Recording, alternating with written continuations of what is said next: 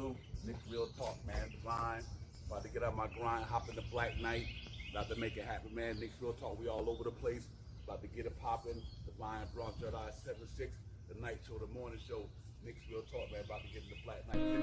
Nick's Real Talk, let's get it popping. We hopping like topping in the Jumpman brand, ain't no stopping. Divine and Bronx, Third Eye, 7-6, we live from Facebook, Twitter to Twitch, and all that shit. We number uno with the promo that blow like nitro. Now the streets are buzzing, so we flow with the night show, so spike them likes below. That thumbs up, run them up, then you double up, cause it's Nick's Real Talk, and we on the come up. We'll salute to the cats in the chat. So where it's at, now you place the chats, when I pace that under space where our faces at. We lace these cats with news, notes, stats, game recap, no hyperbole, we straight facts. In fact, we say it lit like a candle throughout the handle on the panel. We vibing, so subscribe to the channel. Nick's Real Talk.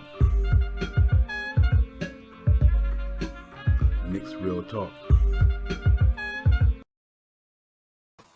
Yo, salute. What's going on, everybody? Nick's Real Talk, the night show, man. Divine, I'm up in here, man. We about to get into it. I hope everybody out there had a good weekend, man. Had a good Sunday, man. Whether you watching football or you just was chilling or whatever you were doing on your grind. I hope everybody had a good one today, man. And for that, we gonna get into it tonight. A little Nick Talk, man, on a Sunday night, the 19th of September, man. We just gonna get into it. Talk a little Nick, and for the night, man. I know it's football Sunday. I hope your teams won. Mine took an L on Thursday, the Giants, but it is what it is. They played pretty good football. Just was kind of disappointed that we took the L. But other than that, man, I'm here, man. I'm glad to be with you guys. The chat, everybody who's streaming in, wherever you're streaming in from, man. That's you on YouTube, wherever you're watching me at, man. And we're gonna get into it tonight, man. So like I said, salute to Bronx Sports Jedi. My brother, thanks for all the promo plugs down there at the wedding of Florida this weekend. I appreciate you. The streets of Mother CT. Salute to you, man. Great job. Keep the grind going down there, man. Nick's Buzz is in the building as also. And everybody else, man, who got these platforms out here trying to bring us this Nick content. Just keep us in the loop, man. But I'm here, man. So salute to the chat. Cuz Nice, Shaw Powers. Salute to y'all for chiming in, man, early, man, tonight. And Prince the Bun. Salute. Tim Smith. My brother, we see you too, man. We appreciate y'all guys jumping in here. But yeah, man, real quick, guys, I dropped a little video promo called RJ Barrett, Different Levels. If you haven't seen it already, man, it's on the channel, man. Go on in, click a little promo. I try to get in at the end of the show, man. Just let y'all observe. Let me know, give me some feedback. Let me know what y'all thinking, how the video go. Because I'm going to plan on doing it for the rest of the guys as well through the course, whether till we start the season or through the season. So, I did the RJ Barrett, Different Levels, pretty much coming from his childhood, little clips about his statistics and his averages, nothing crazy, no IMAX and stuff like that. But I think it's a nice little video. And so y'all hit it up, man. Check it out. Let me know what y'all think about that, man. And other than that, man, I'm ready to get into it, get it popping. I brought the segment up with I call it the Brolic boys. That Frontline about. We're gonna get into that tonight. Mitchell Robinson projected anyway. But Randall and RJ Barrett, I think all them cats is pretty strong down there, chiseled, cut. Them cats putting in work in the off season. Mitchell Robinson 280, looking crazy bulked up. You know what I mean? Randall do what Randall do. He's staying in shape, but RJ as well. So I'm dying to see how that front line will go up against the the LeBrons and the ADs and the Giannis's and all these guys. I think they're pretty strong down there. I really believe I like what they got going on for them three guys. They in shape. They look good. Like Julian said, in the workout the other day. KJ, salute my brother. Already know the link is in there if you need to get on. If you want to get on, come and join the brother. So, but yeah, man, just looking at that front line overall. Mitchell Robinson, wow, put on almost 60 pounds since his rookie year, and that we talking about muscle weight there. I do like what I see with that, man. So salute to Mitchell Robinson for getting in shape, man. Get on his grind. I think it's a big year for that young man. I think he really need to come to the forefront and get that bag, man, and know that he gonna be around for a minute to to blend in with the rest of that core who we got there. I know they're gonna be around for a minute, like Julius Randle. I know RJ gonna be there. We got a lot of guys signed through 4 years, so I want to see Mitchell Robinson go do the damn thing, man. Get himself ready and just go to camp and just bring it. You know what I mean? And bring it. So he's one of them Brolic boys I got down in, and Randall's self-explanatory. Randall's self-explanatory. Like I said, chisel cut, always working out, putting the work in on the off season. Coming into just getting a contract, man. I think he's gonna be ready to grind, and have a successful season as well. Great season last year. I'll go over them guys' numbers in a few minutes, but first and foremost, like them guys had a really good year, man. So I'm looking to see what Randall's gonna do, and take it to another level, man. Because I think that's the type of cat that he is. He's always looking to elevate his game and go to another level.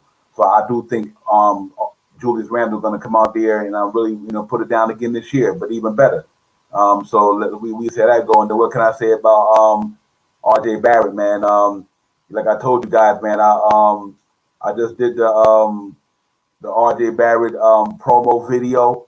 I think it came out nice, guys. I'm kind of happy with the results. You guys let me know when you watch it. Just give me some feedback. Like I said, man, I'm just trying to, get a Knicks fan some content about our team and what they do, where they come from, how they got to this point.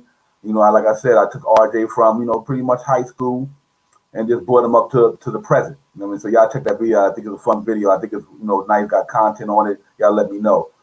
Yeah, man. But other than that, then, like I said, RJ Barrett, I just think that third year RJ is going to be on that third year level. Like I said, I think he's going to be out there on his grind. I really do. I think he's going to be on his grind this year.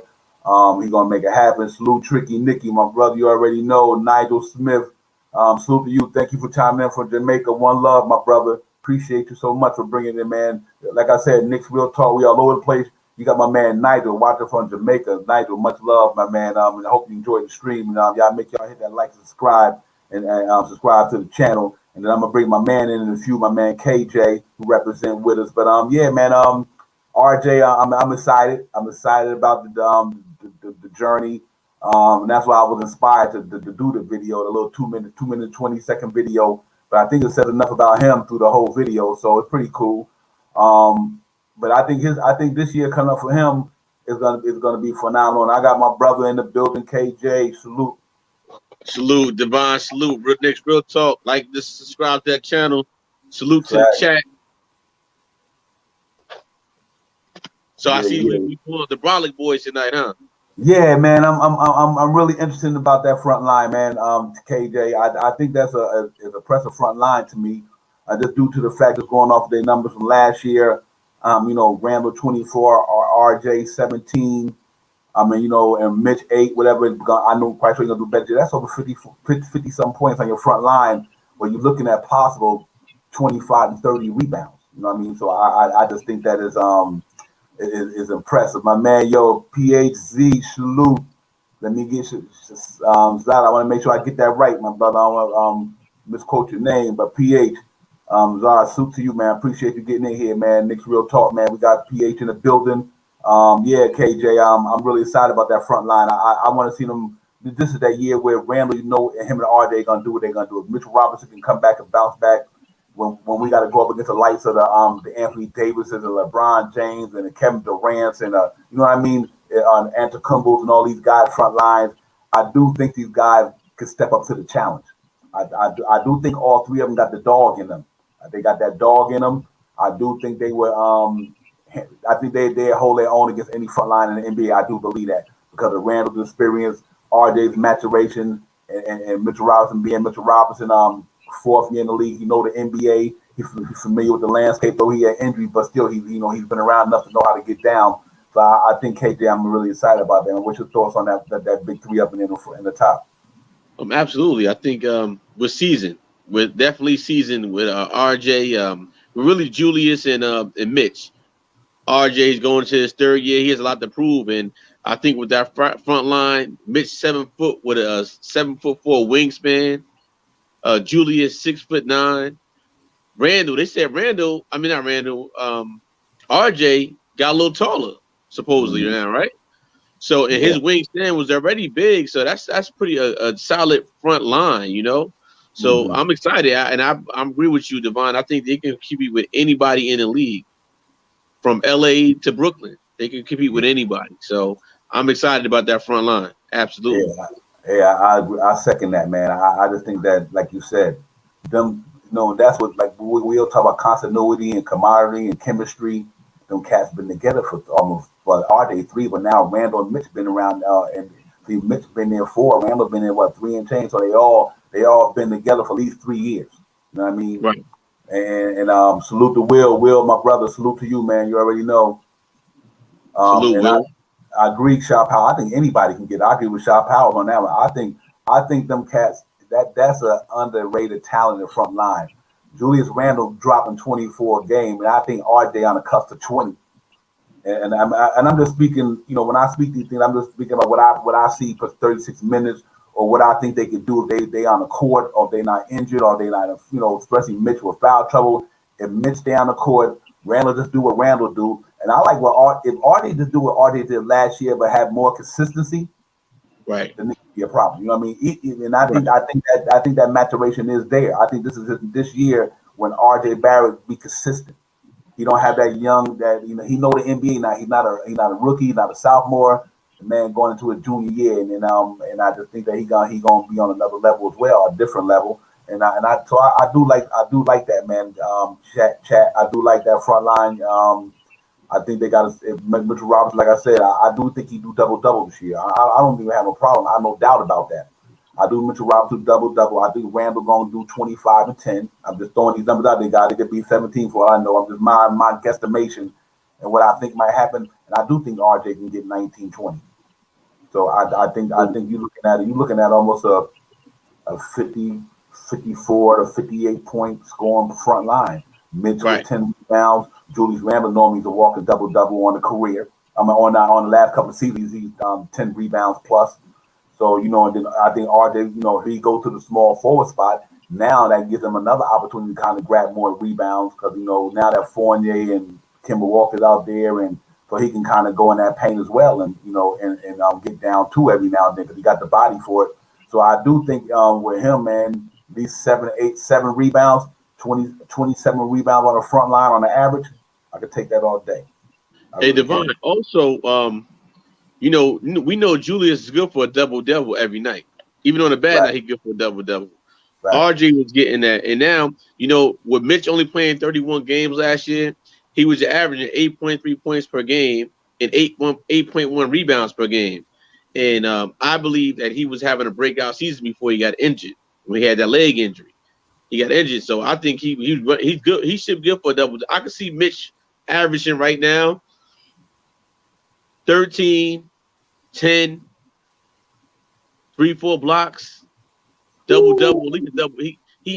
If we can get a double, if we can average a double a night out of Mitch, and like I said, we're not really expecting Mitch to really score that much, except that around the rim, get the putbacks. That's what we need him for. And with him bulking up now, those guys you can't just post them up like that, or you come down that lane, you're gonna run right into Mitch. So I think sky's is the limit, man. Like, just based on the stats right now, he only played 31 games last year. It goes back to say, if we had Mitch for another 41 games last year, we're looking at bigger than 41, 30. We're looking at least 50 wins. Yep. At least. In the East. Come on now. So that front line, to your point, Devon, I think is going to be a great front line. And also the secondary front is going to, with Toppin and Noel, is going to be pretty good too. Mm-hmm. And Woodburn, those three, so we'll see what happens, man. Yeah. I second everything you said, man. I just think that that's why I feel good about this team. Like I say, even with the everybody's concerned about Kemba, but man, to have that front line right there, plus Evan Fournier, and I was going to make that a topic in the show. I do it in the next one. Evan Fournier's contribution to this team. If he popped like he do in his career, then I just think it's going to be real nice to see. But yeah, I think that front line, man, the older boys, the Brolic boys, them cats is ready, man. I can feel it, man. Like Julius Randle said in the interview, like he's like, listen, RJ is, is doing what RJ do, working hard, getting better. You know what I mean? So, man, I think RJ is on that mission. Like I said, man, he want to make sure he stay in that conversation with John Morant and Zion and the cats. He want to stay in that conversation. You know what I mean? So, he gonna come in and do what he do. And then, like I said, obviously Mitchell Robinson on a contract year, and like you said, Mitch is 6'2", and he wasn't really ever pushing around that much. But the big boys, obviously like Andre Drummond and Joel Embiid and guys like that, obviously they're gonna, a couple of years ago they could push him around, but he had the advantage athleticism wise, they had the advantage strength wise. But now that he done bulked up his strength, so now he might have advantage now because he more athletic than a lot of them guys. Well, me and you got the same, me and you both 275, 280, but I'm more athletic than you.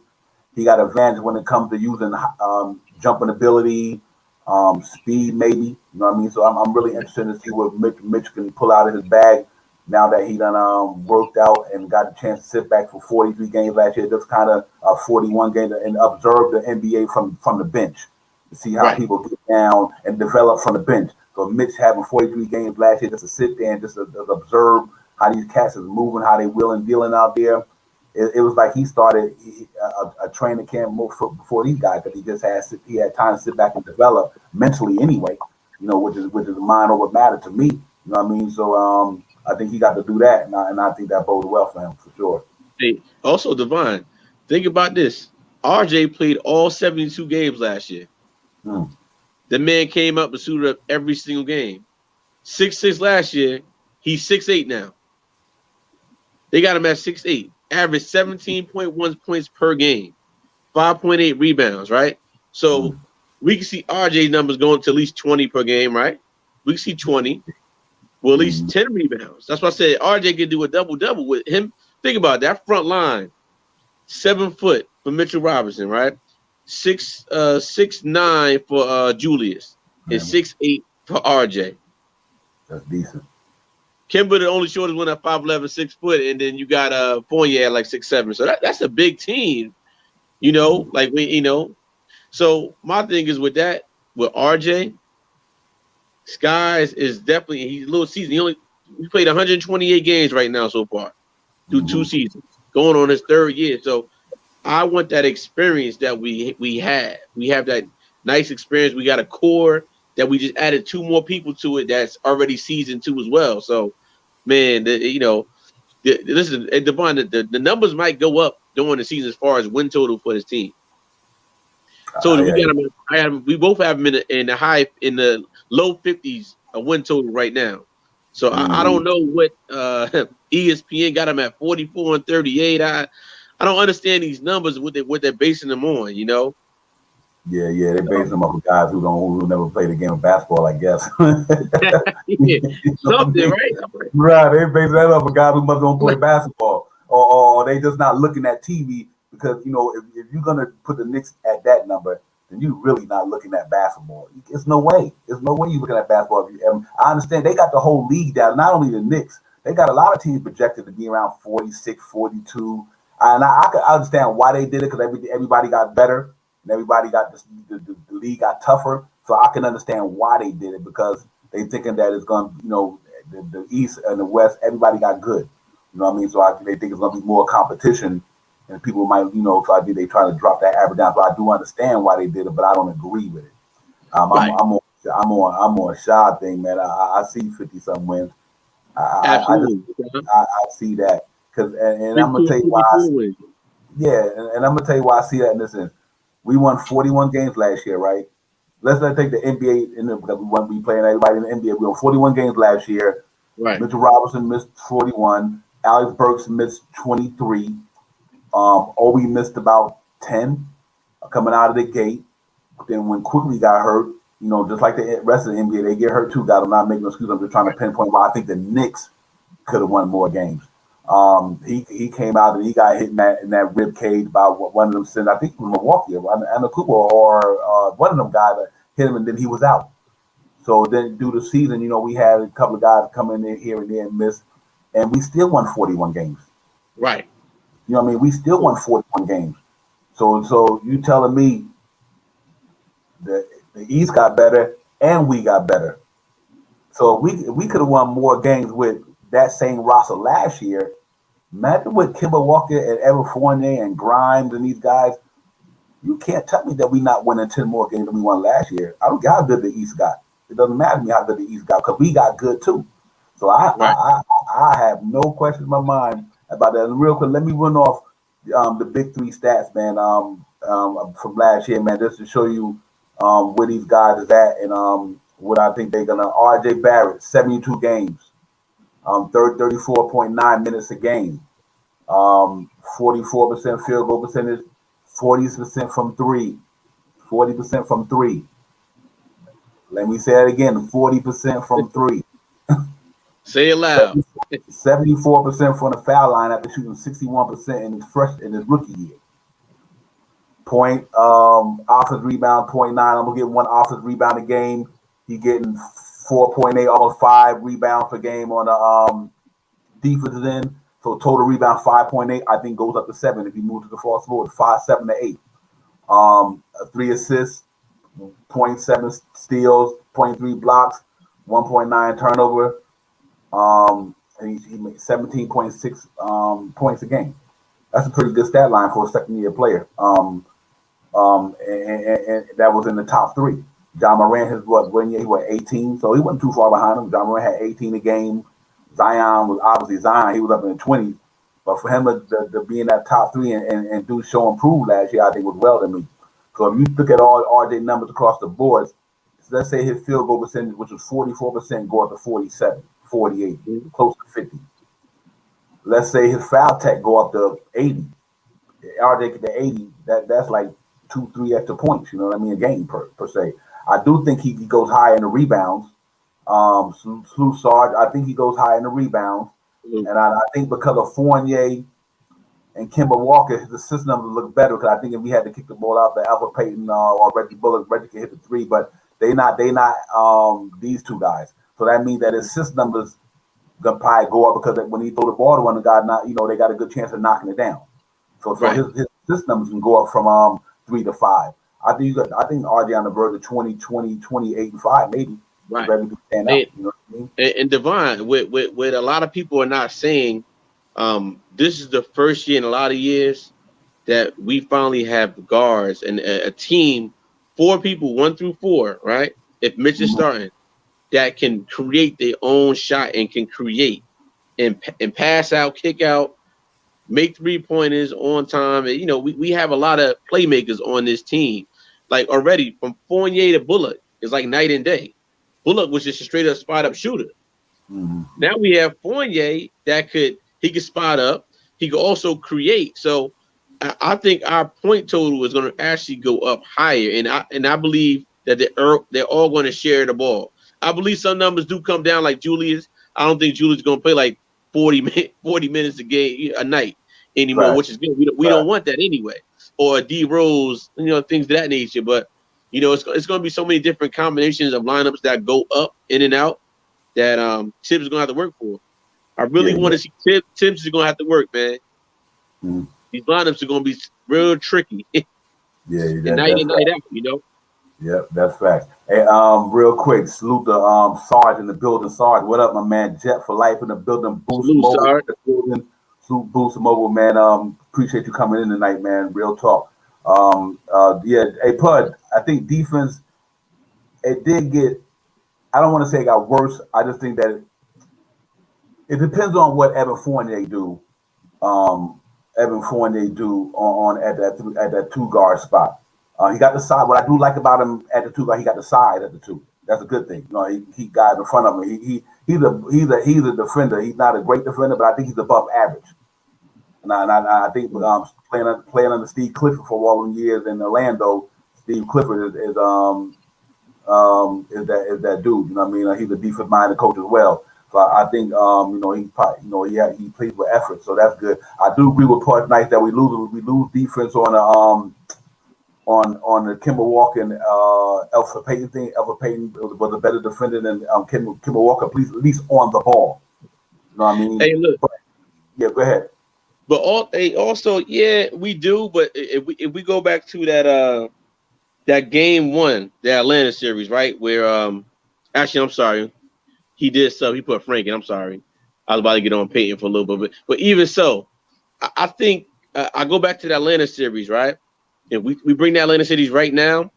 We have more weapons right now to really take the ball away from Trae Young.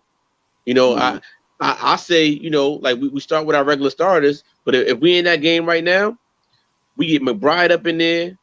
We get some dogs up in there early to pick Trae Young up full court. Try to you gotta take the ball out that man's hands.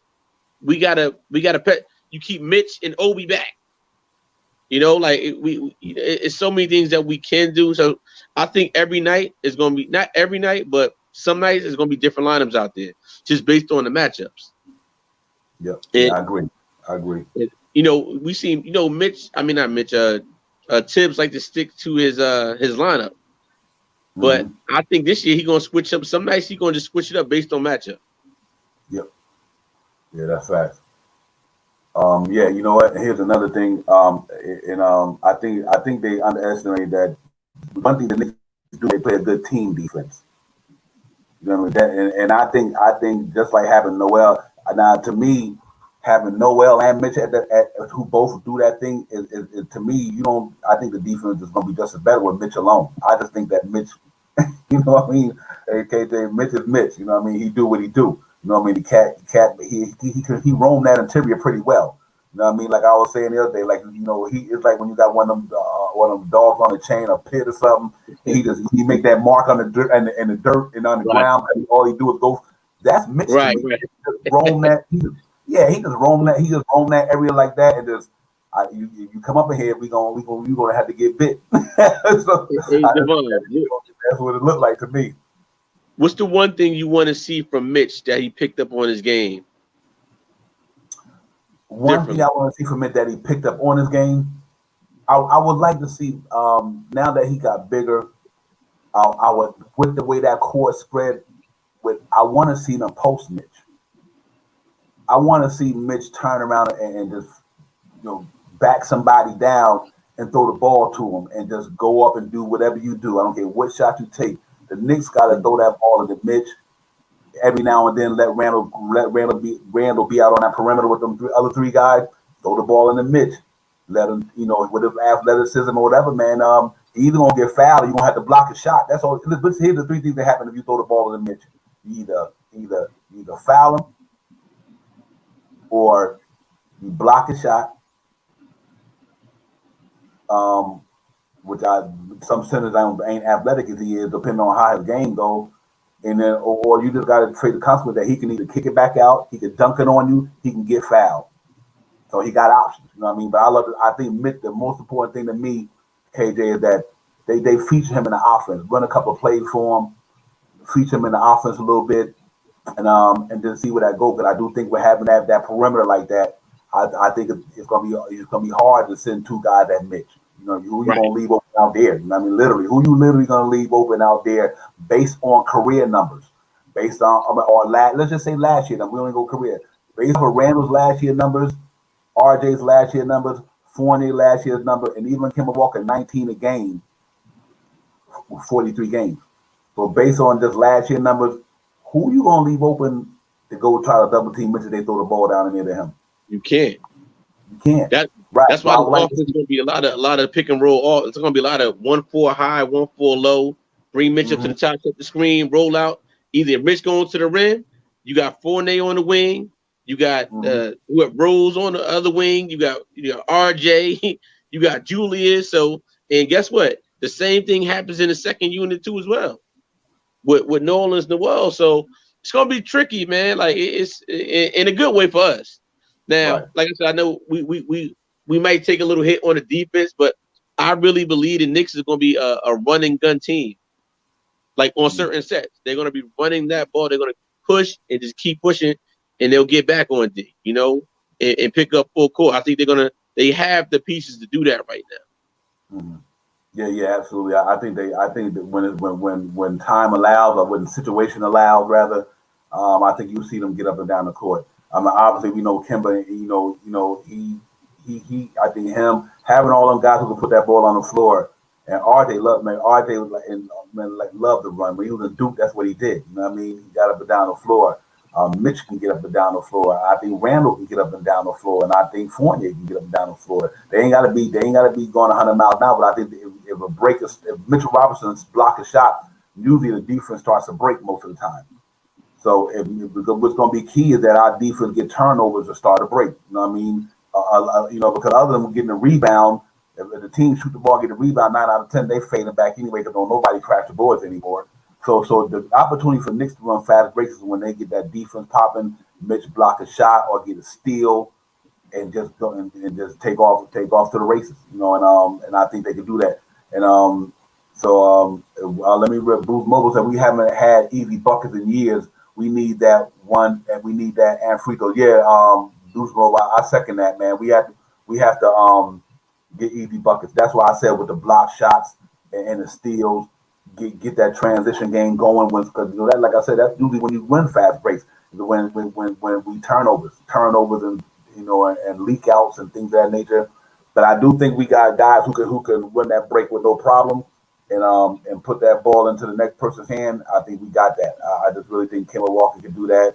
I think Fournier, RJ, and Randall can do that, man. So I'm excited about that. But real quick, here goes Mitchell Robinson last year. Let me just run his numbers by 31 games, 27 minutes, 65% field goal percentage. See, guys, people, that's good.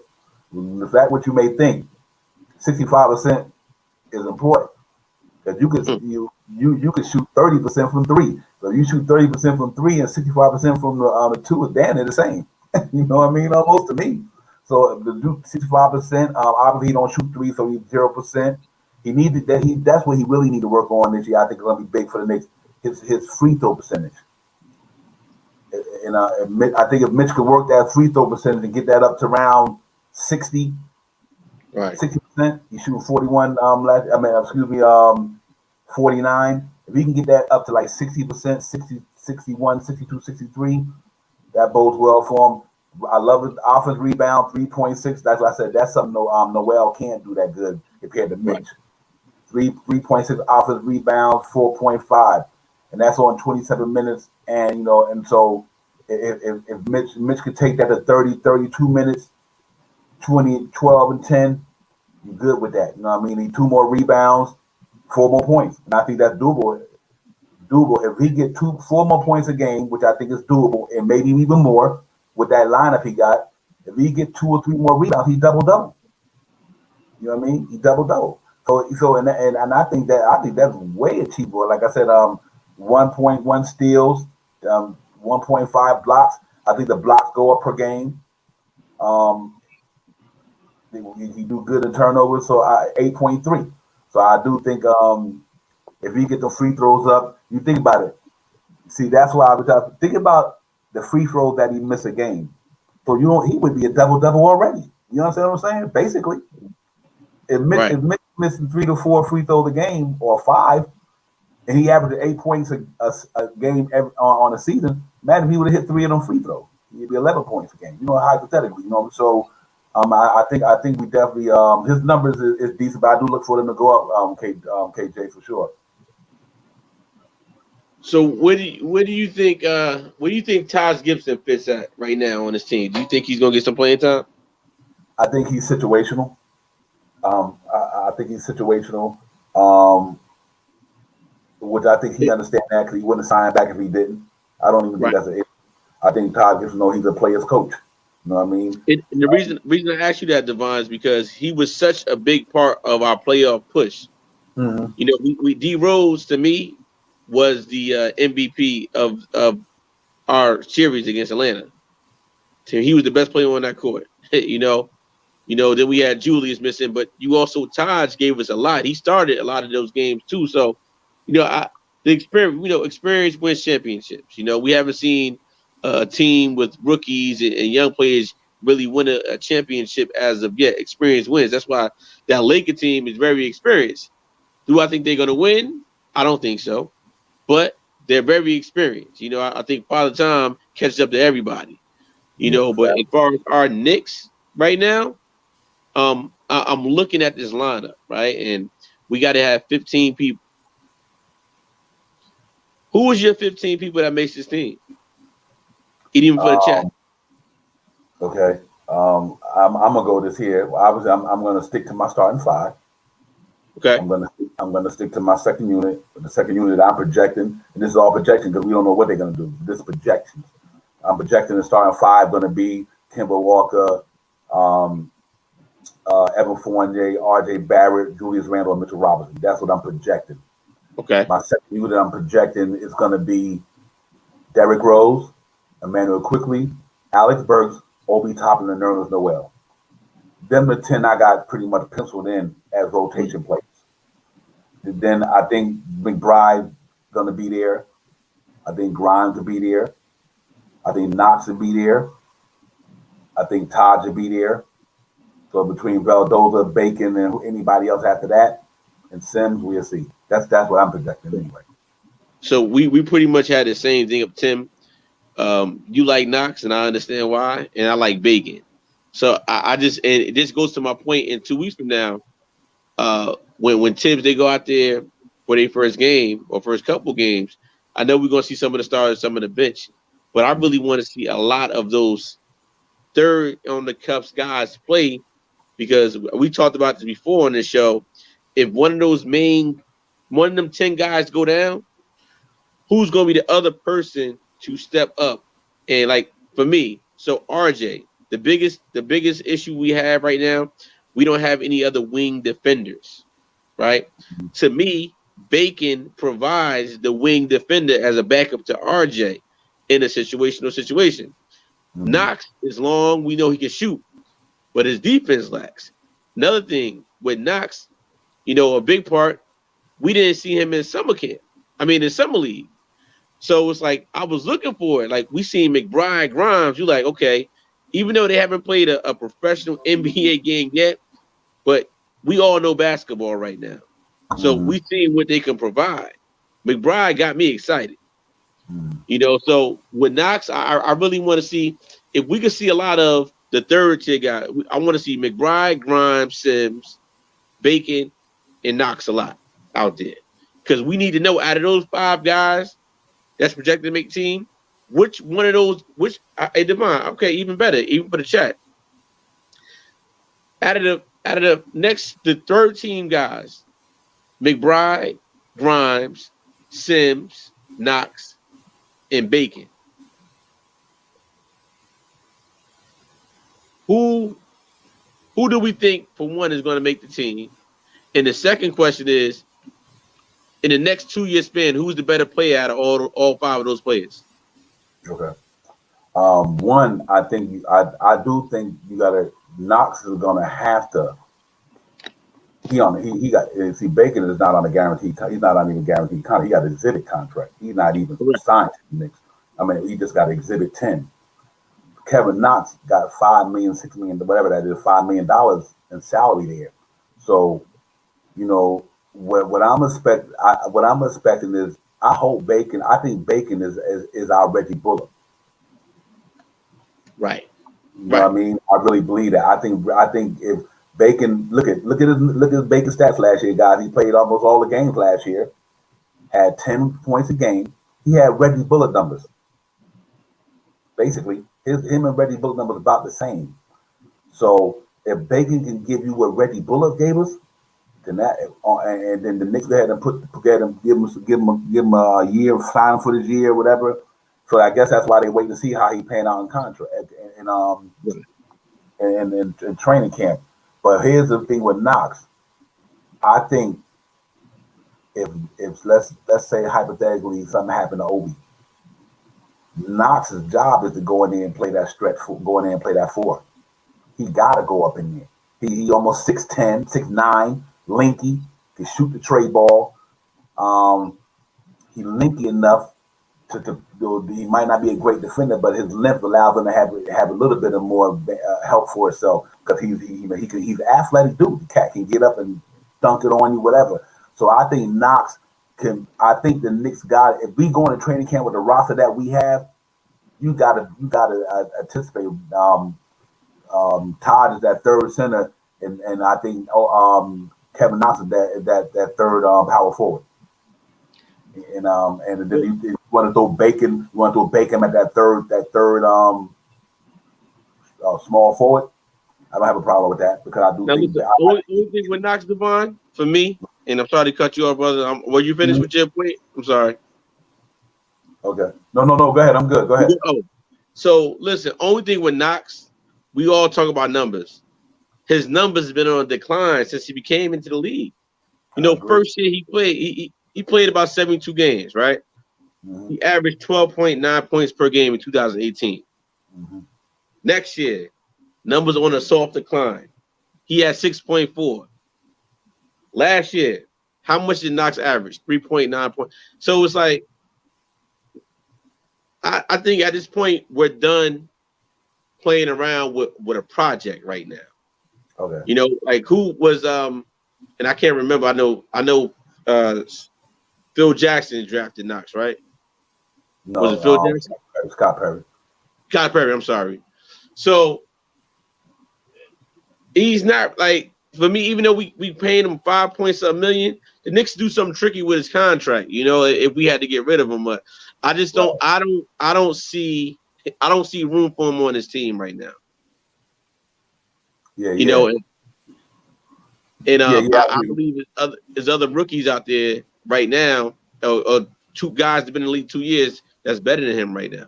That's doing their thing. They put the measuring stick on him. So Yeah, yeah. I think what I guess where I'm coming from the standpoint, I go back to what they did to Frank Ntilikina. They kept him 4 years.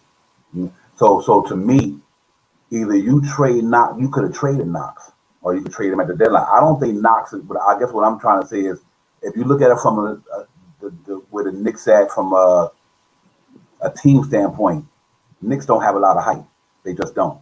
You know, I mean, they, after you get past Nerlens Noel and Mitchell Robinson, everybody's short. Julius Randle only 6'9". There's no more 6'10s out there, no 6'11s. You know what I mean? And I do think that because Knox is going to be in he's going to be in that Frank situation. Either you either be in China, or you be in the cross seas or somewhere, or you go and ball out that you're in your contract year. right. You know, so I think what makes it easy for me with Knox is he knows the system. I don't whether we agree how good he is. He knows the Knicks system. If somebody go down, Tibbs can throw Knox in there, and he know the system. You know, he ain't gonna make it. He ain't gonna be like how do I say the right word I'm using? A detriment to the team, because he's been around for 4 years. He was around Tibbs last year and this year, so he kind of know what Tibbs expect. So it's interesting to see. That's why I got him at a third guy. You know, until they move him. And so to Right. me, you got Mitchell Robinson, Nerlens Noel, and Todd Gibson. Only thing I can see is it being Julius Randle, Obi Toppin, and Kevin Knox at the 4. And then maybe, like I said, only thing we can do right now is R.J. Barrett, Alex Burks, and if they can make the team. You know what I mean? And let's not forget about Jericho Sims. He makes an interesting case. We've seen what he can do in summer league. The boy can run. He has a little jump shot. He could dribble, and he can play some defense. And he can play a guard. He's interchangeable with people. So that was impressive for me. So even at like last year, we had to bring in the boy Nobel Pavel over, right? Noel Pell, yeah. Yeah, we had to bring him over. So imagine he has Sims, right? You know, like I'm looking at the youth on his team and what he provided in that summer league. I can't wait for 2 weeks from now to get on the show and say, look, wow, this is like I think this guy has a chance to get in here and really do some things for the New York Knicks this season. I'm talking about Sims too as well. Good. Now, will it happen? Yeah. I'm not sure, but you know, I'm just throwing stuff out there. If we in a good situation and Tibbs is just like, you know what, let's bring these guys up. We got a good record. Let's see what else they can do. We might want to rest some guys in the season, you know, but everything has to click well. Right now, we got like a pool. We're trying to get that 50 win total right now. So right. We're not going to be able to keep everybody, but you know. Yeah. You know, and that's as I said on a couple of shows, I think I would love to see Mitchell Robinson and Sims just be a future starting back at center for the next 4 years in New York. I think them cats in the next 4 years, if you sign Mitch and you have to move Noel, but if Jericho Sims maturation takes place the right way, then you got a decent backup power forward / center. And my thing is this here is that, you know, the Knicks put him on a 2-way. they might just send him down to the D League before the season starts. Right. So I'm not too and I think that listen, what he gonna have to do is be able to do what Lionel Trio did. He said, you know what, y'all signed me to a 2-way deal, and you made it a regular contract. That's what he hoping to do. You know what I mean? But if he do, I think he could be a part of the future. I like Jericho Sims' game. He's strong. He got good. He got good footwork. He got better footwork than Obi Toppin. Right. And this is why at some point, I think we're going to see that young core, at least 4 of them. I think we will see the summer league team out there in preseason at some time. We're going to see Grimes, McBride, Sims all play together with Quickley and Top. If I can see one lineup in the preseason, I want to see Sims, McBride, Toppin, Quickley, and Grimes. Mm-hmm. I want to see those 5 guys in the lineup at one time, because that's going to be our next young core coming up. And another question is, Devon, out of those 5 guys I just mean, how many of them guys you think will live out their contract? Out of McBride, Grimes, Sims, Toppin, and Quickley. In the next 3 years. Actually, no, I'm sorry. Let me rephrase that question. In the next 3 years, which one of those players are we going to the next level as far as we can say a potential all-star? Or do we see an all-star in those next 5, those 5 guys? I don't know if I say all-star, but anything is possible. I don't know if I could see. I don't know if I could see Quickley making an all-star game. Anything is possible when you're playing in a certain structure. He gets better. They put in the work. You got to remember about the Knicks team, man. They put in work. You know what I mean? They do put in work. And so I don't Obi, no, because he's he playing behind Randall. Quickly, I doubt it. I think they'd be good players. I think they'd be real serviceable good players. I haven't seen enough of Grimes and none of them guys. I can't even base them off of summer league. They haven't played against no big boys yet, so I can't really base too much of what they do until I see them playing in the NBA. But I do think they got the potential to be all of them guys got the potential to be good. So it's nice that he think Jericho Sims will be great. I think he's gonna be a special. I think he got the athleticism. He got the game. He got the, like I said, he got the build for this thing. He got the hop for this thing. He got the foot savviness. He's strong around the bottom, around the board. Excuse me, under the basket. I meant to say he's strong there. But like I said, I just haven't seen enough. You know what I mean? But I do believe in potential, because that's why we pick these guys. Some of these guys we base them off of what they could be, and the potential that they have to get better. Because it's all about the work. Like Don Tibbs said, the proof is in the work. You know what I mean? I think no matter what it is, if you work hard at anything, you're gonna be better at it. I mean, if I keep working hard at Knicks Real Talk, I'll be better at it. You know what I mean? I just think that's life. If you put your work in, you get better at things. Then that's it. So what they got to do is keep believing in Tom and Scott Perry culture. You come in that gym. If you have to come in time of the day, you go to work. See, people don't understand that they do run a business. Them guys getting paid to work. They're not getting basketball is just not important. They getting paid to work. They got to punch that clock like everybody else. And if you're not performing on your job, they get rid of you. Yep. You know what I mean? Basically. Yeah. Danilo Steele Jr., salute, my man. Appreciate you chiming in, my brother. Thank you so much for getting up in here. But I think that's what it brought. But I do think they all got that potential to be special. I want to see more Grimes with that jump shot. You know what I mean? I want to see that, because this kid look like he could shoot it with the best of them. And I love. I'm just a big McBride guy. I think that cat is like Greg Anthony with a jump shot, with a 3-point shot. You know what I mean? I think that's the way he plays defense. He's tenacity. He on that. What they did was replace Frank with him. You know what I mean? That's all they did. They replaced Frank with McBride. And now McBride got to go out there and show and prove that he ain't no Frank. You know what I mean? Right. which we hope not, because we thought Frank was going to do a little something. But man, like McBride is like, remember Junkyard Dog, the high energy guy. You know, that's kind of what we need. We need it. We need to get somebody behind. I think McBride is that guy for us. And it poses my next question: do we think McBride and Quickley? Well, we know they will battle out, but I believe McBride will take some of Quickley's minutes at some point in time during the season. Whew, that's gonna be tough, KJ. 'Cause I think Quickley. Listen, it go Quickley number 64 games, 39% field goal percentage, 38 from three, 89% from the field from the charity stripe. He dished out 2 assists a game, almost. You know, so it depends. If he takes the next step, then I don't know. That's gonna be tough, because I think people got to remember, Quickley is probably out there working out, doing this thing too. He gonna take another. Them cats know who behind them. They know them McBride and them boys coming. So, but I do think Quickley might. I don't know. That's gonna be hard. I can understand it, but unless Quickley go in a shooting slump or something, you know what I mean? He have a stretch of 5-6 games. I don't think that's gonna happen. I think his maturation is really what it is. I think, you know, coming to the NBA last year as a rookie, the 25th pick, and do what he did, 11 points a game in the NBA in your rookie year, and you were the 25th pick. You did what you're supposed to do, you know. So if say Quickly go up to 14, he hit another one more 3-point shot this year. That's 14 points a game.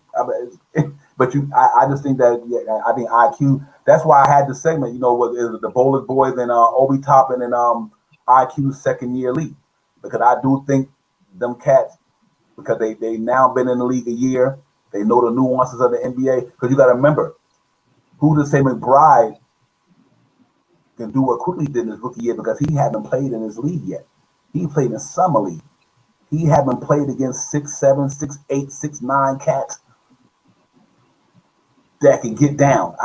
It's remain to be seen, but at least Quickley have done that already. So the reason why I give the edge to Quickley in that department, because he done did it. He done went up against the Damian Lillards. He done went up against the Kimba. He done went up against the Kyle Lowry in his rookie year. He done went up against a lot of these guys. So he ain't afraid of the moment. And that's what people got to be afraid of the moment. That's why I think McBride gonna have to really, really go and take that. That's gonna be a good battle, though. I ain't mad at you for that, KJ. But look, listen, Devon, to that point, McBride is seeing this guy every day in training camp and practice. And you know, like I know, Tibbs is on them.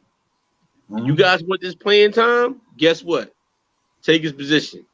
You know, so those battles that we don't get a chance. If we had a cameraman and we could see those battles in training camp right now, I think everybody on this live would be tuned in, looking at seeing what's happening. That's why I said, just McBride for me. And like I said, you know basketball. The chat knows basketball. Mm-hmm. Whether if you played in a game or not, you know if a kid has it or not. Yeah, absolutely. And I think he has all the tools as far as defense. Defense to me wins championships. Defense will keep you in. Even if you ain't scoring, but you play some good defense, you get a couple steals, you make it happen. Oh, I need you in, because I know what you're gonna give me when you get out there. Not saying Quickley does that. I like his stats. He played well his rookie year. What I want to see from Quickley more of, I want to see him go to the hole more. Mm-hmm. The floaters is cool, but go to the hole more, left, right, you know. And not too many jump shots, man, from the logo. You know, like if you there, you can do it, but we need consistency. That's all. Right. I think that to me, that's going to be. I think that's what the determine the season for is RJ's consistency. Let's see if RJ, like I said earlier, I don't even care if RJ keep the same numbers he had last year. Just you know, hopefully the consistency will be there more this year. If RJ stay consistent this year, which I think he will, I believe in guys who work hard and who going out there to get it. Like I said, I don't know. Look at the promo, different levels. RJ Barrett, I put out there 2 minute 20-second promo video, a little video. Y'all check it out, man. You'll see what I'm talking about with this kid. Some cats is born to do this. You know what I mean? Like, he was bred like that. You know, these kids is bred to do this stuff. And the ones who take it seriously, like he do, and Julius Randle, these guys take the game serious. They not there just to get a paycheck. They did it for a cause. Salute to D-Rob. D-Rob, salute. Danilo Steele, my man. Salute to you, everybody in the chat. Shy, Pudge, everybody, man. Salute to y'all for hanging there on the Sunday night. Me and KJ just holding it down. Salute to Big Sports Jedi. Salute to the Knicks Buzz CT. Salute to you, everybody, man. Uncle Fulio in the building. Salute to you, Uncle Fulio. Will, everybody in Tricky Nick in the building. So salute, man. But it's gonna be an interesting year, man. I really believe that we got good problems. We just gotta hope everything pop. We just gotta hope it all come together. And if it come together and pop, the Knicks they'll be fine. We'll see. But what I'm happy about is that we do have guys like, let's say if Quickley do actually have a little injury, a dude like McBride can come in there and fill that hole. You know what I mean? See, that's what I do like about what we got there. And let's say if Alex Burks for some reason had some, I think you might. Grimes is not Alex Burks, but I think he can shoot good enough to give us, some good minutes. And we just had to kind of, do it by committee. Guys might have to play a little bit longer. Like, so maybe now RJ at the 3 might have to play, instead of playing 30 minutes, he might have to go up a little more because of the injury. But still, the other guys coming in might pick up a little bit of the slack.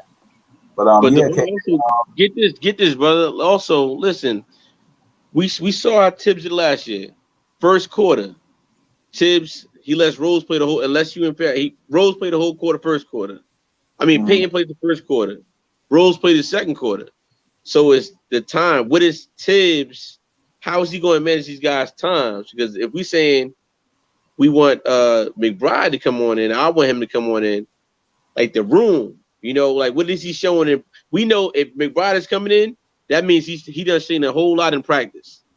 Because we know right now in the beginning, let's just say those 10 rotation guys, Grimes and McBride might not see the floor the first 5-6 games.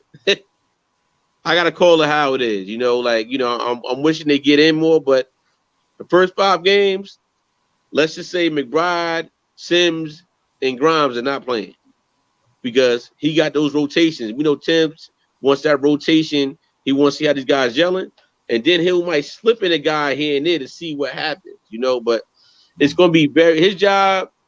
He's probably gonna have one of the hardest coaching jobs this year because he got so many guards. And trying to find playing time. Dude, and guys that want to prove themselves. Kimba back. Don't forget, Kimba's back in New York where he from Bronx. Kimba doesn't want to play. Rose is going to want to play. IQ's going to want to play. So it's like if we those 10 guys you said earlier, and we keep saying the same 10 guys, where's the time going to come in? That's why I like the team. we know Tibbs like could go 9-10 deep. Yep. That's why I like the team, KJ, because I think this team they got 10 guys. Well, we talking about guys who got drafted this year might not be playing. What do that tell you? We got guys we drafted, and the reason why they were drafted where they were at. Don't get me wrong, 58, 30 something, 25. There's a reason why they were drafted down there. You know what I mean? But that don't mean they can't ascend because there's a lot of players in the NBA like Draymond Green and all these guys who were drafted in the second round went on to be stars. Right. Like I said, don't get it twisted. I mean, just because you drafted in a certain thing don't mean you better than the guys who drafted ahead of you. It's just that the scout what they game with their game made more sense than yours. But that's not that. See, that's the reason why I say the Knicks got a good problem because if these guys pop, then it's a good problem to have. And I just think the Knicks is a deep team. When we say Big 15 this year, I truly can see the Big 15 this year. I really can. Right. And also, look, hey, I wouldn't be mad if they did this. The first half, he played the first half in all 4 preseason games or the first 2 preseason games. He played the top 10 players from the bench and the starting 5 and say, you know what, guys, let's sit you guys down and let me play these situational plays. Let me see what else I got. I would not be mad at a preseason like that because to me, we know the Knicks know in 29 whoever came up with the 29 national games for the Knicks, they know the Knicks is here to play and we about serious business. And so we got to see who else we got out there. That's why I said I want to see those 5 guys or 7 guys in the second half play the whole second half. Sit the 10 guys down, let them get their rest on, You know, that's what that if I was coaching this team, that's what I would do. Mm-hmm. Yeah, and I think you probably get to see that, especially like I say, man. You will know coming out of training camp when training camp is over. You will know. We'll know when training camp is over. And it's time for that preseason thing to pop off. We'll know. You know, I'm quite sure Tom Thibodeau already got all that figured out already. Now he probably say, okay, you know what? We going to training camp. May the best man win. That's all I can tell you.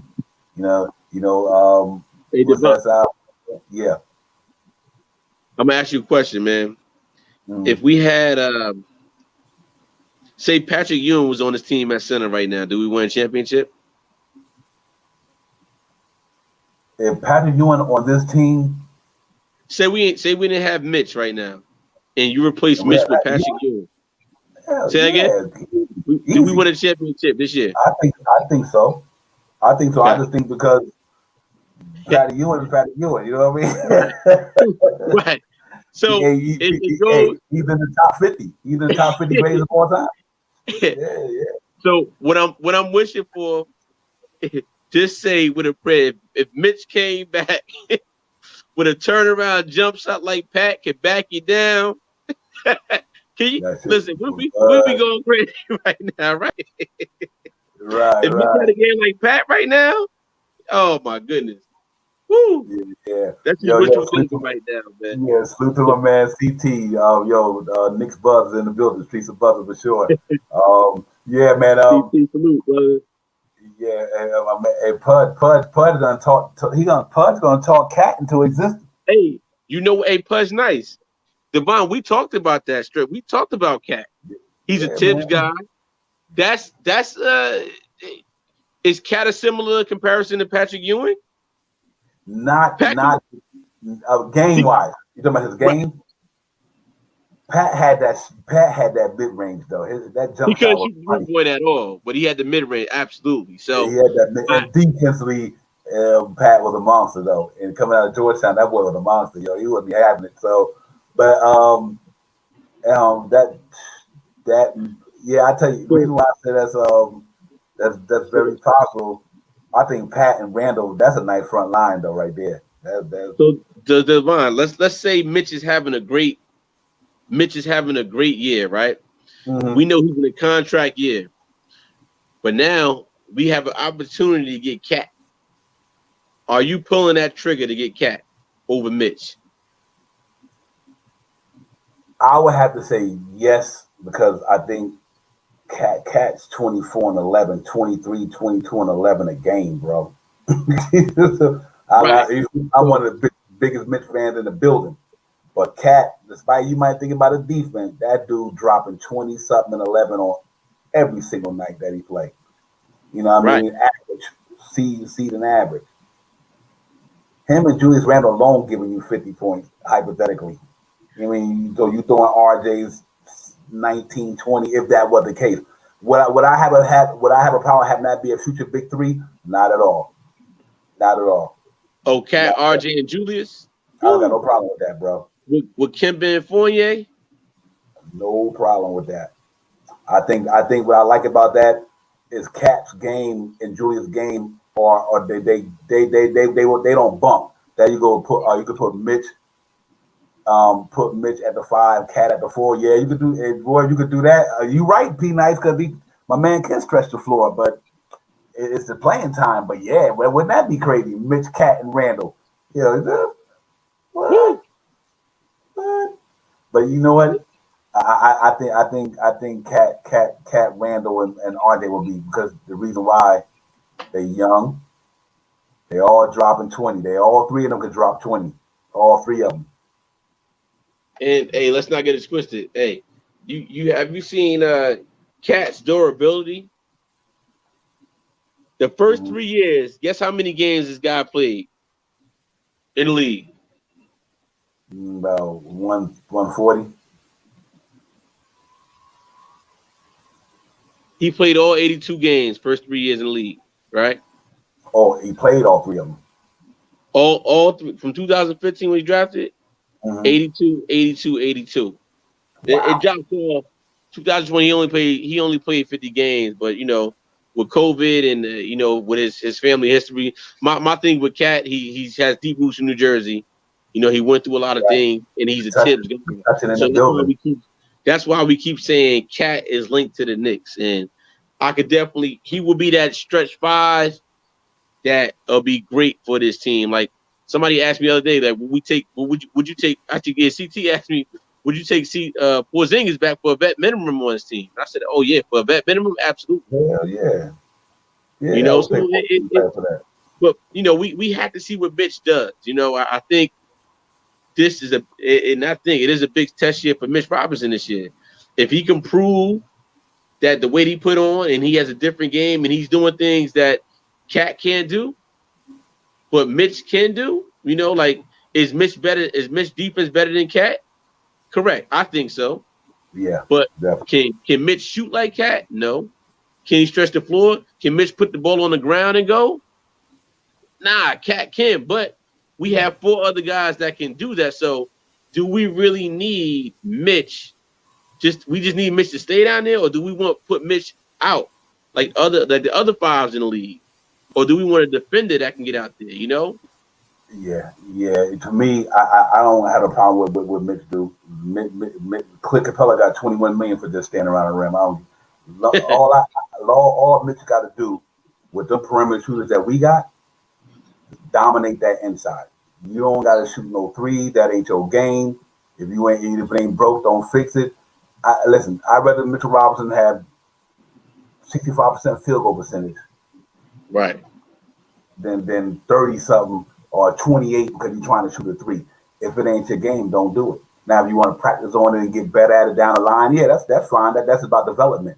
But right now, we I think we got enough shooting to combat Mitch's lack of shooting. I just want to see him working that post, maybe get a little jump hook, and just you put on pounds now. So when he go up for a foul this year, you smack him on his arm. Also, to the ground. Hey, Devon, I'm looking at Cat's numbers right now. Mm-hmm. They're impressive, man. $31,650,000, $600 he's owed, right? Mm-hmm. 2022, 2023, $33 million and some change, right? 2023, 2024, 36. It goes up. Mm-hmm. So, so what do we get Mitch for? Like, if we resign Mitch right now, how much do you want to sign him for a year? And how many years? It depends on. See, I think Mitch is worth at least 14, 15. I think if he can have the year, I think he's gonna have. You got guys getting 11 million, 12 million, 13 million. Look at Robert Williams. Robert Williams got 4 years. I would love to see the Knicks with Mitchell Robinson. You can give him a good money on a short deal. You don't necessarily got to give him 4 years. You can give him 45 for 3. You know what I mean? Right. 45 for 3. Pud got 13. It depends on what he do. I mean, if he stay healthy, if Mitchell Robinson stay healthy, then I think he worth what any other them rim runners get. Clint Capella got 20 million. He got 20 million for 2 years. 40 million, 43 million, 20 million a year. So I think we gotta just go with what the league is at. What do we think the average center in the league get? What do that just like in football? What's the going rate for the average quarterback? I mean, what is Mitch worth? He's worth the average center who like I said. Granted, he ain't gonna get Clint Capella money because he haven't proven himself like Clint Capella. You know what I mean? Right. But I remember Clint Capella the year before that missed the whole year when he first got to Houston. I'm not Houston to Atlanta. He sat out a whole year too. So Mitch Robinson ain't the only center to get injured now. You know what I mean? There's a lot of cats sitting out like that. But I do think Mitch is in them 13 to 14. But what I would do, Will say 3 years, 42. I don't have a problem with that. I would even do 3 years, 45 with a team option. Team option. That's all. He only 23 years old and Cat 25. So they in the same age group. So it's either or will be fine. I think. Let me ask you a question. Because Cat's contract is so long, do you consider that? I thought Cat only had a couple of years on the contract. I didn't know he could sign that rookie extension this early. I thought it was longer than that. I thought it was less than that.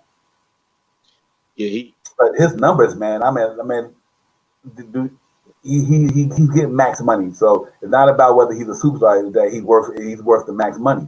And the man putting up his numbers though. He putting them up. You know what I mean? You can't swear about that. So what? So Julius Randle getting what? How much he getting? 25, 26, something in that range. He did a 4-year, $117 million deal. Right. So there you go. But he getting about 28, some of that nature. So Cat getting a little bit, a couple, 6, 7 more million more. But Cat putting up those numbers like that too.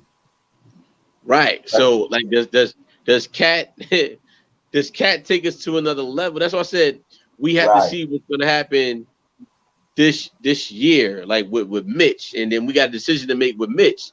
Now, if they did something like that, they would probably have to give up like a Burks or a Noel with that Cat trade. And look, that 3-year, $30 million. But look, we got Sims and we got Grimes in the background, right there, right. So that's why I said we have to see what the. And I'm pretty sure they went all scenarios. We as fans just trying to create the same scenario to see what they deal with, you know, at a higher level. So for me, I think this team is set for this year. And we just have to see, well, for at least half the year to see what happens, you know? Yeah, because see, to me, here's what I like about the deal that you brought that up. This would make sense to, and everybody check where I'm coming from. If you would say, if you did extend Mitch, right? Hypothetically, you give him $15 million. Alex Burks got $10 million, that's $25 million for another two years. Noel got $10 million, that makes it $35 million for the next 3 years. 2 years. So I don't have a problem with the Cat situation if you had to get rid of them 3 for Cat, because you was giving that money out anyway for the next couple of years. You know what I mean? So So it's not like you hurting on the books because you got to draw this contract. No, you was giving Noel the $10 million, you gave Alex Burks the $10 million, and you were giving Mitch $15 million. That's $35 million over the next 2 or 3 years. So time their contracts would have been up. Cat got 2 years left, so I don't have a problem with it. You know, if I think that he would that he definitely can make it happen. But D Rod's never been a Cat fan, I get that D Rod, because D Rod is not he's never been a Cat fan. You know what I mean? But I think sometimes, you know, people's lives change. I think what I do think is that sometimes you got to go through something to go through some adversity in life. You know what I mean? And I do got to remember who this Cat was coached to. He was coached by John Calipari, Tom Thibodeau, even though he wasn't, you know, even though despite what they might have went through, he played for Tibbs for a couple of years. You know, we can say all you want about he didn't get along with, he played for Tibbs for a couple of years. The numbers tell you right there. So it ain't like the Cat ain't been around no good coach. He got coached by John Calipari, Kenny Payne, and Tom Thibodeau. I mean, he got coached them already. So. Hey, Devon, I'm looking at Pudge Knight's comment. He said he would bring in John Wall to solidify the point guard spot. What do you think about that? The money. Oh, no, it's inspiring. If it's inspiring, I'm not sure what his contract is. How many years he got left on that contract. He get a lot of money, bro. He get like 40-something million. I got to check it out, his contract. Yeah, his contract. I think it's John Wall. I think because we got Kemba Walker, I think I would have to settle with that and pick up. I would love to have John Wall. I think John Wall is a good ball player. I just don't know that contract though. 2 more years, Pudge Knight said. So that's what you got to do. Oh yeah, hey, I don't even want to tell you that number right there. I got to look away from the screen on 40 that and one. 50, right? Almost close to 50. Woo! Yeah, brother. 40. This year, 44 million. Over 44 mil. Get a cap hit. 47 next year. That's why nobody, you notice when him and Houston trying to do that now. Ain't nobody biting. That's not. Yeah, and he's an all-star player, but I don't know if John Wall the same John Wall neither. And that when we got Kemba for what we got him for too. We got Kemba $8 million. You know, we got him for the cheap. You know, so that's a little too much right now. But like, Will said Rockets could buy him out. Yeah, man, they buying a lot. Oh my God, boy, they got to give him a lot. They got to do a Kemba thing. That's way more than Kemba contract. I'm about to say Kemba had a certain money. He just got his. So wow. But you know what? But the Knicks are so crafty. The Knicks know that already. Mm-hmm. You know, so they were like, all right, look, we wait for them to buy him out. Why not bring him? Yeah. So, but like I agree. I think we're solidified the point guard spot. Mm-hmm. But And then right you know now, what? You know what can happen? Let's say if Kimba go down and the Knicks that close by the trading deadline. You just don't never know. And you that's never true. know. You never know. If the Knicks say they think John Wall can keep them what Kimba Walker kept them, and they only got him for 2 years, they roll with him for 2 years, him and Derrick Rose. If Kimba go down, they probably say, you know what? I don't got a problem with John Wall and replacing him for a couple of years. Even though the contract is, we got to remember, 2 years from now, we got the money back. You know what I Right. mean? And you know what? That might be the thing because we don't know how good is the same thing about that. We don't know how good the knees are. Mm-hmm. You know, There's so a question mark. There's a question mark there.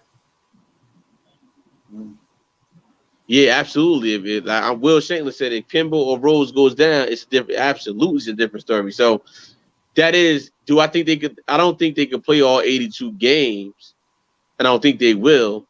But this is why quickly, and McBride, we have to see what the brothers could do together. Yeah. Because if that's our future backcourt, we have to see what's going to happen. Yeah, And like you said, Valdoza there too. But you know, does Valdoza make this team? I don't think so. No. You know what? I think Grimes, McBride, and Quickly. They I just got. You know what? Here's the thing about all these players we talk about. The right deal coming don't mean nothing because everybody's tradable. I'm just telling you. I'm telling you what the Knicks may be thinking. If somebody come down the pipeline like a Bradley Bill or a Dame, hypothetically Dame Lillard or somebody, you best believe they're gonna do what they gotta do if they feel like it's necessary. I don't think we got. You know, they might say, listen, this cat could put us over the top. We gonna make this move. You know, and I just think that's where they could be on. Like I said, I seen Quickly in his rookie year, man, drop 30 something in a game, a couple of times. Right. You know, and that's the reason why I'm doing these videos. Like I try to do these videos that I put out there on RJ Barrett. I'm gonna do Mitch Robinson, one of the starting five, the next one coming out, to kind of go back to see what they did to where they at now. Because sometimes we forget, you know, what players might have did, how they got here, or what's the reason why they made it here. And that's just why I want to drop the video. Say, well, listen, look what Quickly started at. Look at his parents. They played St. John. Mother played at St. John. Father played pro ball in out there in, I guess in Canada or whatever. He's like, he come from that pedigree. You know what I mean? His culture's built. He's seen his mother and father play sports. Seen his father play pro ball. And you know, every young kid, they want to be better than their father. Right. Absolutely. That's they want to be better than their father. They want to be better than their parents. That's why I think RJ Barrett is on the cusp of something because of the way he came up. The kid been involved in basketball from day one. 4 years ago, he was playing high school ball, and looking like now this man is about to go on his third NBA season. 14 a game in his rookie year, 17 a game in his second year, and about to go on another level because that's just what he do. That's what So I just think that guys like McBride and Grimes and them, they gotta have that. I mean, Quickly them, they gotta be like Julius Randle and RJ Barrett and them. If them cats got work ethic like Julius Randle, RJ Barrett, if them cats got work ethic like that, McBride, Grimes, and them will be special because they around guys who ain't BS. Listen, we going to get it. You come in here to work. Julius Randle is a great leader. He lead by example. The man going to gym on the all season. Look at how quickly bulked up this year. He was skinny last year. Look, he got a little bigger. right. They got culture setters in the organization now. You know what I mean? Right. They got culture setters. They got trend setters, culture setters.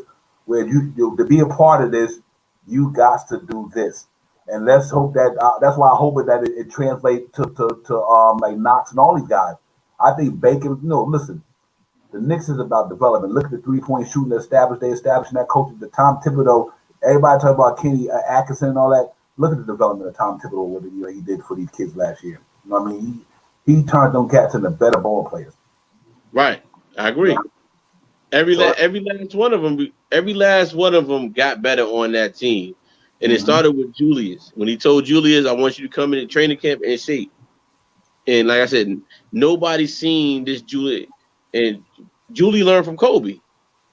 So now Julius got a different chip on his shoulder now. Now He want to go to that level. You know, for him, he disappointed us in the playoffs. You know, he was trying too hard. And he knows that. So now, Julius Randle look like RoboCop right now. You seen him out there? Well, like RoboCop right now. So it's like, you know, he ready, man. He's ready, really ready for war. You know, you know, we had our share fair of lineups and just players that came in. Now we're building something that's I believe is going to be epic for this team for years to come.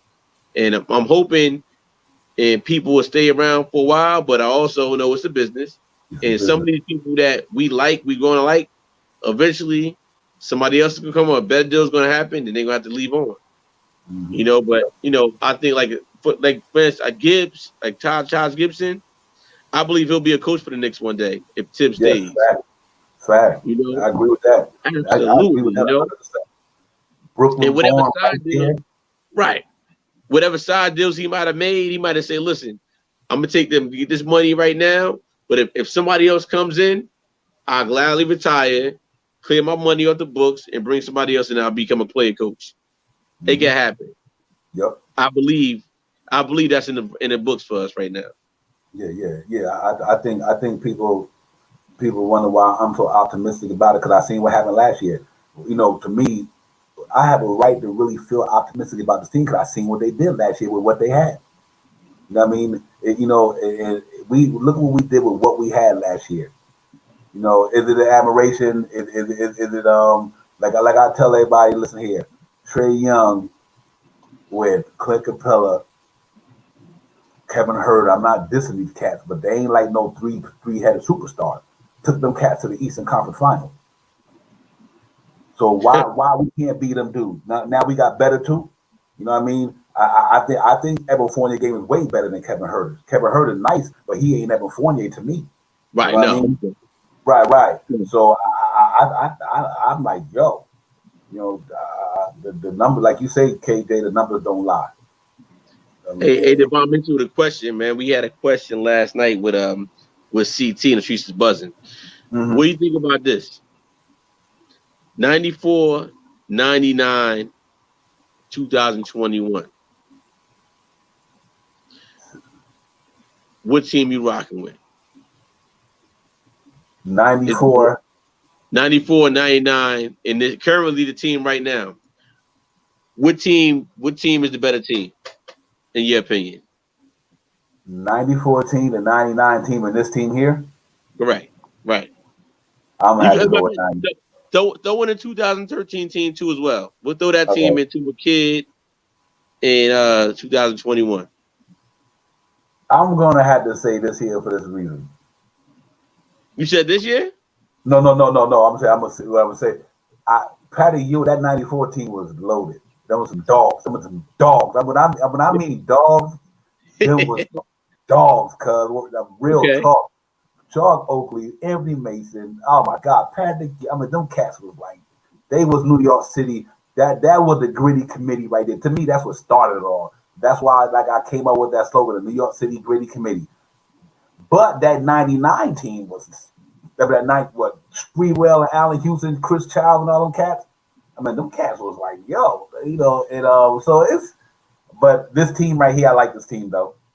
So. Was the 94 team guards, do you think is better than the 2021 guards? Think about the 94 guards we had on the 94 team. All right, listen. No, I don't. For this reason here. Can they get away with what they're getting away with now back in that era? Oh, absolutely not. That's why you gotta look at this here. Back in the day, them cats could check you, knock you off the dribble, and barely get a foul call. You know what I mean? The game was more physical. So the stuff that they're getting away with now, nah, you ain't coming down the lane with all that crazy stuff. So let's do a comparison. Kemba Walker versus Derek Harper or Charlie Ward. Wow. Yeah, that Derek Harper was a floor general. He was a floor general, and he was tough. and he can shoot 3-ball pretty decent in back in them days. I'm gonna have to go with Kemba Walker. All right, shooting guard. You ready for this one? Mm-hmm. John Starks versus Evan Fournier. John Starks in a heartbeat. For this reason, the defense, the toughness, yeah. All right, we at small forward now. We got RJ, right? So back then, they didn't really. We had Monty Williams at small forward, but I don't think he started it. Charles Smith. Was he more power forward though? Well, he was lanky. I thought he was more power forward than anything. Charles Smith was 16. He was small forward though. On that team, don't forget, Oakley and Mason came as the power forward that year. Yeah, that's right. Well, other than other than Charles Smith could score the ball, I'm gonna have to go with RJ. I like Charles Smith or RJ. I got RJ on that one. Okay, now, this is where the chat might just blow up now. This might segue into a whole nother thing, Devon. Okay. Charles Oakley or Julius Randle? Man, I'm going Julius Randle all day. And I love Oakley with that toughness and that little man. Nah, I'm on Julius Randle, the real deal, bro. I mean, Charles Oakley ain't putting up no 24 and 11 double. He was a player. He's a hard nosed. Listen, but nah. In that time frame, so we gotta say, can Charles Oakley play? If Charles Oakley was Charles Oakley in '94 and 2021, Charles Oakley had the mid-range jump shot. Julius could go all out, but Charles Oakley, he had that mental to get in your mind, man. They come down that lane, and then let's say center. We know we going with Pat Ewing at center. That's clear cut, you know. But all right, how about the bench then? Doc Rivers, Hubert Davis, Derrick Rose, Emmanuel Quickley. Yeah, Greg Anthony. So I got. Oh yeah, okay. Go ahead. Yeah, Doug Christie. That where you had Herb Williams. Herb Williams was the man for years, but those are the core that played: Mason, Oakley, Hubert Davis, Greg Anthony, Doug Christie. That was '94. Charles Smith. My man was 6'10" and small forward. Yep. Woo. You know what? I had to say though. Go ahead. I'm sorry. Go ahead. Yeah, I'm saying real quick. Quickly and Derrick Rose and Doc Rivers and Hubert Davis. I'm going. I'm thinking with the young heads. I think I'm going with Derrick Rose and Emmanuel Quickley. All right. I'll tell you why I say that. So Doc Rivers was nice, but he wasn't on D Rose level. And listen, the reason I say the '94 team, they held Cass at 95 points per game, my man. That defense was immaculate. So my thinking, if we had the current 94, say the 94 Knicks was 2021 now against his turn, I got to go with my 94 team just because we was right there for that. We stood up 3-1. We was right there. Yeah. That defense. So I think about this now, Devon, right? Look what happened at Atlanta game. So you mean to tell me that Atlanta, Trae Young Atlanta was better than 94 Knicks? I don't think so. Nah, I don't think that's the Trae Young. So think about it. If Trae Young was coming to the lane in 94 Knicks, Trae Young would have been they would have had that boy running. I got to give my 94 Knicks the edge on that. Yeah, I mean, that's my opinion. I agree. That team was. So I mean, if we go on play for player right now, Julius Randle is way more sexy than Charles Oakley. But for me, it's the mental mindset that Oakley did. I tell you why the reason why I picked Julius Randle, because I think Julius Randle can play in both eras. I think Julius Randle he could play in both of them eras. Whereas because the game has changed so much now, the stuff Oakley used to do, he's not getting away with that in this era. You know what I mean? You could that's a wrap. That's just a wrap. You know what I mean? They don't even have type of guys that play that type of game in the NBA that like at that 4 spot like him. They all stretching now. Charles Oakley, they don't shoot the 3-ball that good. To me, as a power forward in the NBA, he would be like Todd Gibson in this day NBA right here.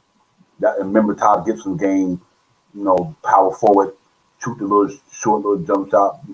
But his defense is and I just think the way because now the way they call the game now with the ticky tacky fouling, you can't even bump the guy, you can't even put your hand on the guy. These Knicks guys in this era probably fouling out all damn day because there was some rough jokers, man. Grimy brothers back then. Hey, Devon. Was on that team too. The X-Man. Devon, CT gonna make me. He said 13 was up though. I was about to bring 99. I got to bring up 13 people right now. I say, 13 had 2004. Let's go to 2013 Knicks, man, because they had absolutely they brung us back. They definitely brung us back that year. Well, we know they had Jason Kidd over Kemba Walker, or was it Kemba over Jason Kidd or Rose? Jason Kidd's a Hall of Famer, so I gotta give him the spot, man. He's a Hall of Famer, man. Ain't no playing with that. Okay. So then we had who was that two? We had J.R. Smith. Mm-hmm. And who was shooting? Iman Shumpert. Yeah. Canby, Kidd, and J.R. So if you're looking at that team compared to the 2021 Knicks, now this is actually a great comparison because we're projecting the Knicks to go this year 53 and 30. I mean 52 and 30. I am. You too, right, Devon? You got a 50. Yeah, I got him at 50. Mm-hmm. So this is a good litmus. I mean, it's a different NBA than it was, but that's a good comparison team. CT actually. Yeah, and they had, like you said, they had Tyson Chandler at the defense anchor. Canby coming off the bench. They had Melo. Wow, they had, I think Kurt Thomas was still there. Kurt Thomas, yep. Q Richardson. Q Richardson. Yeah, they had a nice little squad. Amari Stoudemire. Yeah, 94. That 13 was nice. Yeah. You know what? It would bother me, man. Remember the year Melo got there? The first year Melo came to Knicks in that trade, and Chauncey Billups and Amari Stoudemire go down in the playoffs the first game against Boston. I was like, and Melo was giving Boston the business in that series for 4 games in a row. He was giving it to him. We got swept. I do think Amari Stoudemire would have went down. Him and Stoudemire might have went down. And Chauncey Billups, I think would have knocked Kevin Garnett. I think they'd have knocked them cats off. I just thought that team was good. They was good, man. They was. But like I said, coming out of the gate, my man go down and Chauncey Billups' back go down. Myers side hit the stop, fire hydrant, whatever the case may be. Not the fire hydrant, the fire, what you call it, extinguisher, I guess. Yeah. So yeah, that 13 team was special. CT, they had it down there. But see, that reminds me of what they got now. Because to me, it's like Tyson Chandler and Canby is like Robinson and Noel. That's the type of game they play almost. You know what I mean? And that, so I do think in that standpoint we it was pretty similar at the center spot, but Tyson Chandler was defense player of the year, double rebound dude and everything like that. Not a lot of offense, but he held that five down pretty good that year for sure. And don't forget they had the others. Chris Copeland and Prajo Priblione was big in that year for us, that 2013. Pablo Prigioni and Chris Copeland. Yeah. They were huge. Raymond Felton, too. We had Raymond Felton. He had a good year. Raymond Felton. He was backing up man. Yeah. They had a stacked team, though. CT, salute, my brother. You think about it, they had a stacked team. It was a pretty stacked team together. That's why I didn't understand why they broke that up. Even that next year when Mike Woodson, they came out the gate with injuries. 2 games away from 500 before the All-Star game, and and I'm like, man, y'all let bring that team back. Oh, Tricky said Canby or Obi. Good one, Tricky Nicky. Oh my goodness, that's a good one. Canby or Obi. Oh, right now, it has to be Canby. Canby, yeah, right now. Canby, absolutely. Yeah, that's true. That's a good one, Trick. I wasn't even thinking about that one. Yeah, that's actually a good A great one, matter of fact, Yeah, because we don't have nobody. Well, Alex Burks could be a J.R. Smith. That's for sure. He could hit that three ball. But J.R. Smith was freaky. He was a freaky athletic dude, though, man. He can get hot. When J.R. Smith got hot, it was a wrap. He can light it up. But, but Alex Burks, he can score that ball just like him, though. He ain't athletic at J.R. Smith. J.R. Smith can jump out the gym. I think Alex Burks is a little bit more consistent than J.R. Smith, though, too. Okay. Yep. Absolutely. He was fourth quarter Burke last year. Like, he was a little bit more consistent for me. So, Alec Burke was definitely way more consistent than JR. Yeah. Good call. Well, Pudge Knight said should have won a ring. Prime Camby. Will said Prime Camby was nice. He was. When Isaiah drafted that boy out of UMass to Toronto, I was like, oh. Listen, hey Devon, you know what team we forget a lot that was a decent team? The 2003 Knicks. Yeah. Yep. Penny Hardaway, Marbury, Antonio McDyess. Even though I think he was the most underrated, overrated. When he got hurt, he was special with Denver. Had that knee injury. Yeah, you're right though. Keith Van Horn, Ben Baker. We had some players. I like that team, man. I liked that team as well. Allen Houston. That we had some players. They only went 39-43, but we had some players that year. But it was a decent. I thought that year when we got Marbury and Penny Hardaway, I was like, oh yeah, we back. Yeah. It's one thing like at the Knicks team, we went through our struggles throughout the history. But when people say the Knicks been bad for 20 years, I'm like, that's hyperbole. So a lot of that is, if you could go look up the stat, how many teams have won a championship since the Knicks last 1 year? I bet you it's not a lot of teams. Since 1970, how many teams in the NBA have won a championship? I don't think it's over half. Because back then we had dynasties, you know what I mean? You had a lot of teams with like the Detroits and the Jordans and the Lakers and the San Antonios. You know what I mean? A lot of them guys was winning them things when a lot of teams wasn't. So sometimes I'll be like, man, we had some tough years with a lot of management decisions. But like you just said, 2013, 2003 was decent. 2099 was decent. You know what I mean? So, once you get to 199 since Dolan took over, we had a little bit of mismanagement, but we had some fun teams, though, I think. Right. Absolutely. It's... They'll be killing that thing about the Knicks been bad for 20 years. No, we should have been better than we were between bad. I'm not going to say that because you playing in one of the biggest markets back then. It really was the Knicks, and it wasn't too much social media going on back then. Knicks was the talk of the town, almost the talk of the NBA, almost, to be honest. Hey, D. Roz, I hope you're right about that. After the season will change. I hope you're absolutely right about that. I want this team to succeed past those teams you name it right now. So, and we got high expectations that it could possibly happen this year. So, I hope you're right. Yeah, hey, listen, I'm on the 52 bandwagon. Right. But you still can't underestimate them old Knicks, though. Right. Yeah. A lot of them teams was, because like I said, we playing in a different era, and can a lot of these players right now play in the old NBA, and can a lot of the old players play in this NBA? Can these cats right now, play in this NBA, in the old NBA, the way them cats play defense and how tough they were? Them cats was grimy. It's only a handful. Like LeBron could do it. I think. Let me see. I think Kawhi, Anthony. It's only a certain amount of players in this modern day NBA could really go back in that era and play against them boys back there because of the rules.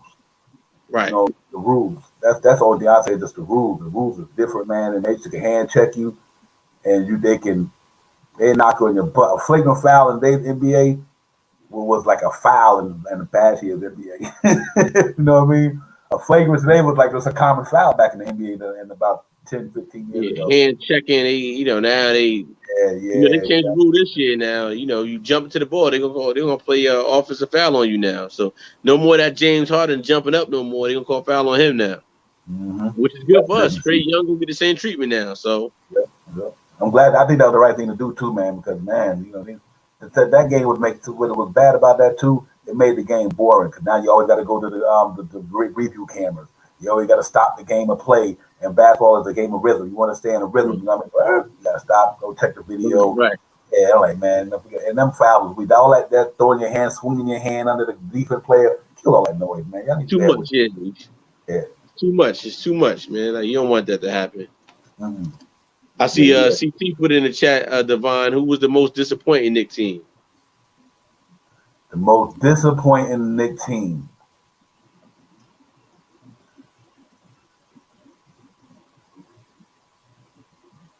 I'm gonna have to go back to when Carmelo Anthony got here and Chauncey Billups and Amari Stoudemire and them. I was disappointed because you know what happened with that thing situation. Even when J.R. Smith got in the altercation with what's my man used to play for Boston, Terry, that changed the momentum of the game. You know what I mean? Roy Hibbert's block didn't cost the game, to change the momentum of the game. But I do think that to me is when Stoudemire and Chauncey Billups went down for me. I thought that was like, okay, Carmelo Anthony came here. Soon as he get here, the Knicks get to the playoffs. We ain't been in the playoffs in a minute. This man come to New York, bring it to the playoffs, and two of our second and third best players go down. I was like, right. Yo. So that would be it for me. Disappointing. I mean, I gotta look it up. But off top of my head, it's been so many different lineups we've seen and lineups we could like. When the team we had Landry Fields, it was who else? Warren Yarney. Right. And we had some teams. You like, are these players even in the league anymore? Like, we had some teams that, you know, even the Jamal Crawford Knicks. I thought the Jamal Crawford Knicks was gonna go well, and they didn't do too well. So it's, you know, it's a lot of those late 2000 teams. You know, like them 2000. That 5 to 2009 teams like that, like disappointing because it was just we had so many different players that were good at one point in time, but they could never get it together, you know. So for me, it's an era of different Knicks teams that was disappointing to me that we just wasted time. Like everybody was just here for the money, and they didn't really try to build it like they said they were going to build it, you know. Isaiah, I'm gonna tell you what Isaiah did. He brought in good talent. He gave him bad contract. Because I'm gonna tell you no lie, we already know what Zach Randolph is about. You know what I mean? We had Zach Randolph down here. You know, he went to Memphis and he just showed, you know, come on. Went to Portland and Memphis. Zach Randolph was the deal. We had him, Jamal Crawford, Stephon Marbury, and them cats. I'm like, man, this. But you know what? It wasn't managed right, and they didn't give it enough time. And you know, the Eddie Curry contract. Oh, there you go. Streets of Butter says 17 wins, Phil Jackson. You might be on to something with that one, CT. That was kind of brutal right there. And what draft pick did we get with that one? The 17 wins. Phil Jackson won. Well, Frank Lillipini, right? Yeah, Frank. And then after that, they yeah. Like I said, we are excited, and we have every right to be excited right now about this season, about expectations and what happened last year. So we got every right. The things that we're saying to you guys right now in the chat, and you all know, since the '94, some people been here since the '80s and the '70s, and I couldn't speak for those teams, but it's been a long time since the Knicks have won a championship. We just trying to get back there again, you know, and we have every right to be excited the way we are about this 2021 team. Yeah, right. Yeah. I second that, man. You know, we've been through the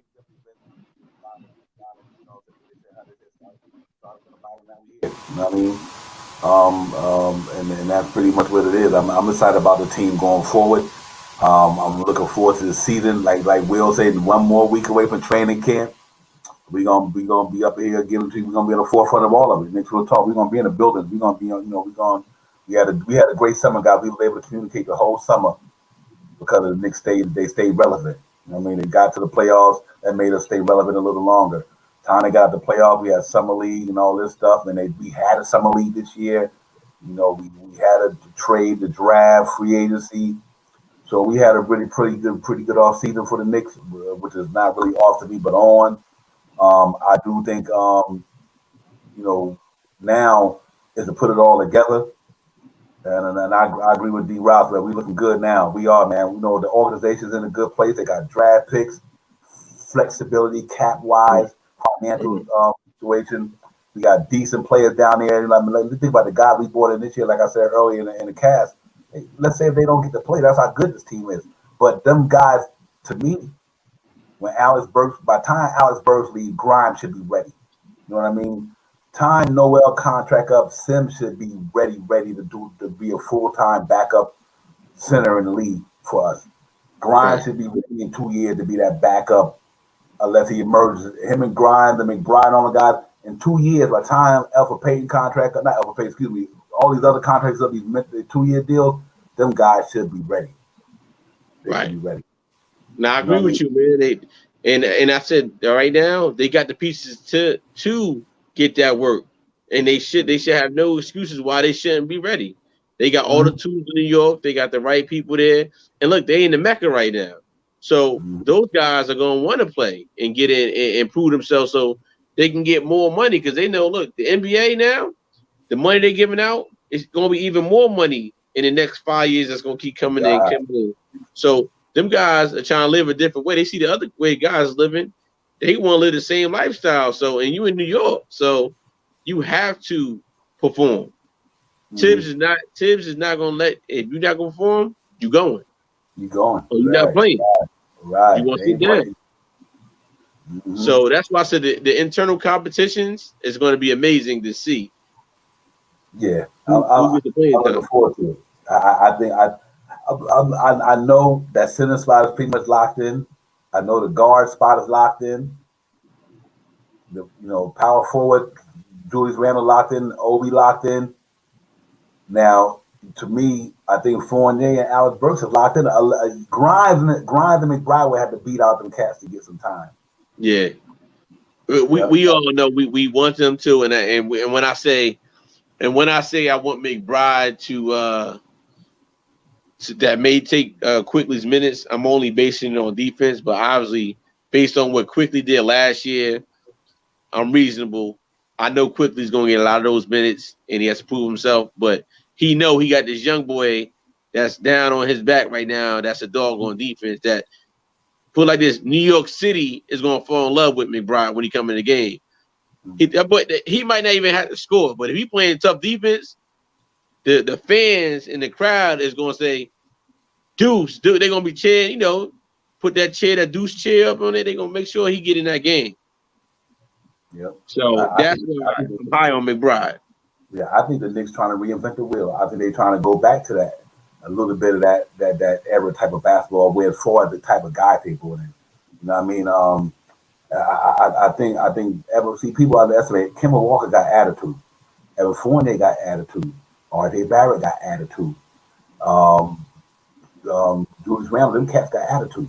Mitchell Robinson, them cats ain't no punks. You know what I mean? Them cats got attitude, bro. They you ain't gonna walk in Madison Square Garden and just think that you're gonna punk them. That ain't happening. I don't believe that whatsoever. I think them cats I can't. I can't believe. ZT, I'm gonna be in the building, man. I'm excited about that, man, for real. Against Boston Celtics, October 20th, I'm gonna be up in there, man. Salute. But yeah, man, you know what? I think they got attitude. That team now, you got these young boys. They all got. Look at the guy they draft. They got attitude. Like McBride is a dog. Grimes got it in him. You know what I mean? Sims got it in him. I want to see Obi get a little bit more dog in him, especially from him being a New Yorker. I want to see Obi get a little bit more meaner. Not mean in a negative way, but like, nah, get off. I got this big old frame. Get off me. You know what I mean? Whatever. Right. I want to get that it in him, man. And because if Obi get that in him, then it's over for Obi. Right. But he showed a little bit of the summer league to me. I think summer league. Granted, he playing against who he playing against, but he showed me a little bit more of that in summer league. He come a little bit more aggressive. I mean, he's aggressive, and I think he get that in him. Then I think we got a good chance to do something. That's like I said. The pretty much the topic of the show was the Brolic brothers and like I said, Emmanuel Quickley, Obi Toppin's second year league. I think the beautiful thing about training camp to me, like you said, Quickley gonna be like, oh, you think you're gonna take my spot? Come and get it. You know what I mean? So then Grimes gonna be the same way. I want it. You know what I'm saying? Like, I want your spot. Yeah. Hey, So I mean, listen, that's dope. I mean, that the only thing that can do is make Quickly be a better ball player. It's still benefiting the Knicks no matter what. You know what I mean? hey Devon, Mhm. Devon, who won't want to watch Hard Knocks New York Knicks right now? Like the NFL got Right, Hard Knocks. right, The right. NFL, y'all need to do an NBA Hard Knocks New York City style. Where's ball? The New York City gritty Fans committee. will go Y'all already crazy know. right now. Oh Yeah. look, get the new Knicks Real Talk in there. We get the Mm-hmm. cameras in there, and let's do our own, you Mm-hmm. know, Hard Hard knock. Knocks New York Knicks. You know, like Mm. I think that we want to see that. I think Yep. any Knicks fan to sign up for that tomorrow and say, look, man, we want to take a subscription out to see New York Knicks training camp, Hard Knocks, Mm-hmm. just so we can get the Every day. feel of what's happening, man. Like Yep. Devon, I know you can't wait from two, Ah, but we talked about when the last time you've been excited for a preseason basketball game. right, right. Can Fact. you remember a year? Because Mm-hmm. I can't remember a year that I was excited just for a preseason game. I was excited last year because we got Tibbs, but we didn't have a real one. I was looking forward to last year because of him. I was like, man, what are you gonna do for these young men? They just don't know. This ain't no David Fizdale. This ain't no Mike Miller. This ain't no Jeff Hornacek. This is Tom Thibodeau. I'm like, oh Right. my God, bro. I was wanting to see that last year. That's why I'm more excited this year because he on a mission, dude.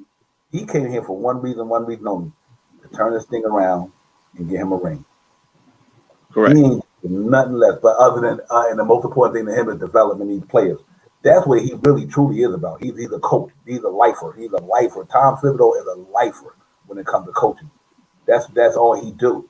So he want to get the best out of the kid. But I guarantee you, he was like, you know what? The way this thing is going, the flexibility, the assets,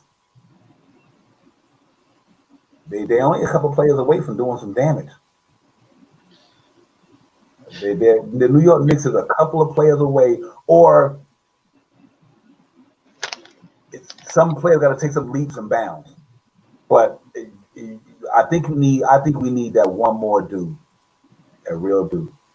Hey Devon, also, do you think that since our expectations, being that they didn't have expectations last year, they have now, do you think that puts more pressure on them now, especially Julius, to come out performing and really get the team off to a good start?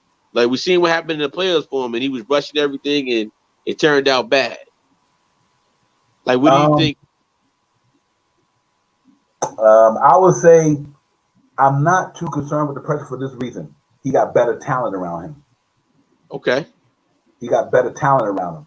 You know what I mean? Salute to Justin, my man. Justin, Albert, salute. I appreciate you getting in here, man. Real talk, man. Y'all make sure y'all like and subscribe. Thanks for coming in, Justin. That we appreciate you, right, man. right.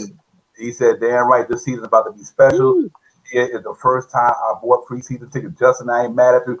Keep us in the fold Mm. about that, because the Knicks they're gonna be nice. They're gonna be nice. But Salute, yeah, the salute to pressure that on one. Julius Randle, to me, I'm not concerned with it, man. I think Kemba Walker and Evan Fournier is NBA pro ball players. They not just some guys you gotta hope they're gonna be able to. These guys are proven basketball players.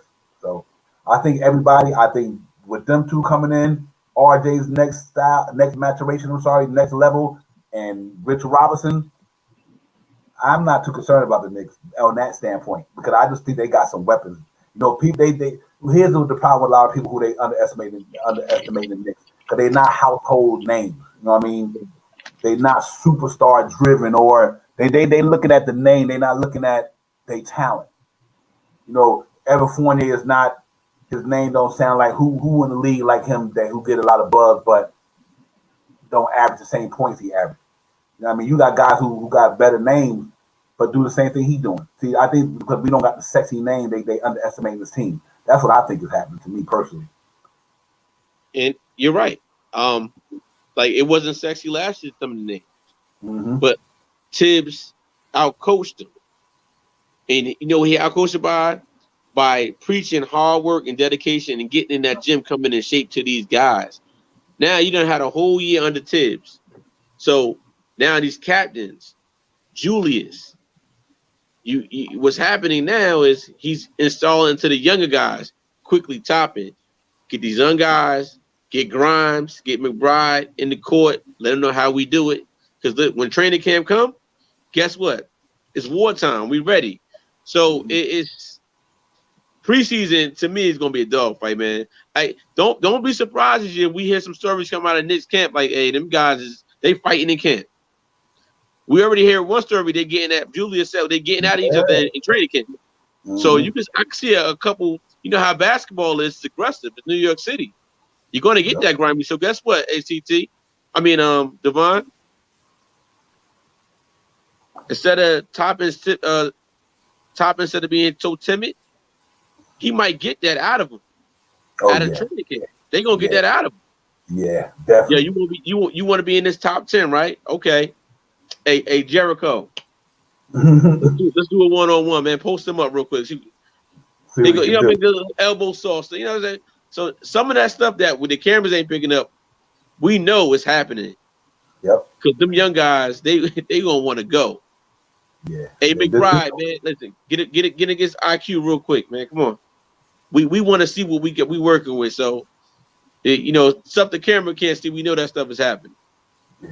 Because to me, that's what's gonna be so special about it. Is like McBride to me is a when I think of McBride, he got to play that part in I'm only talking about in training camp. You know who stayed around because of the way they played training camp basketball? Frank Ntilikina. Because when you went up a training camp against that dude, you're gonna have to earn your shit against Frank Ntilikina. Despite what you may think about him, yeah, he might not be, but I guarantee you.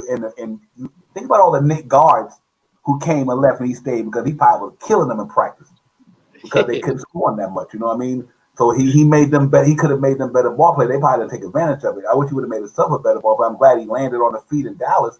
The Dallas Knicks. You know what I mean? But whatever. But he's like, that's how McBride got to be. McBride got to go in training camp like, listen, I'm shutting you down. I'm gonna make it hard on you for the coach to notice me.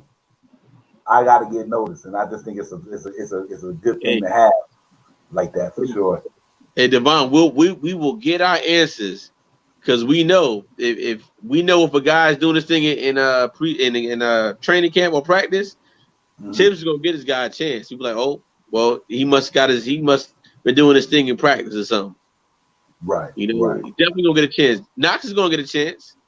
Yep. But they'll get a chance. Everybody, one day they all get a chance. Iron sharpen iron. So let's see what happens. 2 weeks, man. I can't wait. Devon, man, it's been fun chatting with you. Yeah, we about to get out. Yeah, I just about to do that. Yeah, give me your last thoughts, man. We get up out of here. Devon, as always, thank you.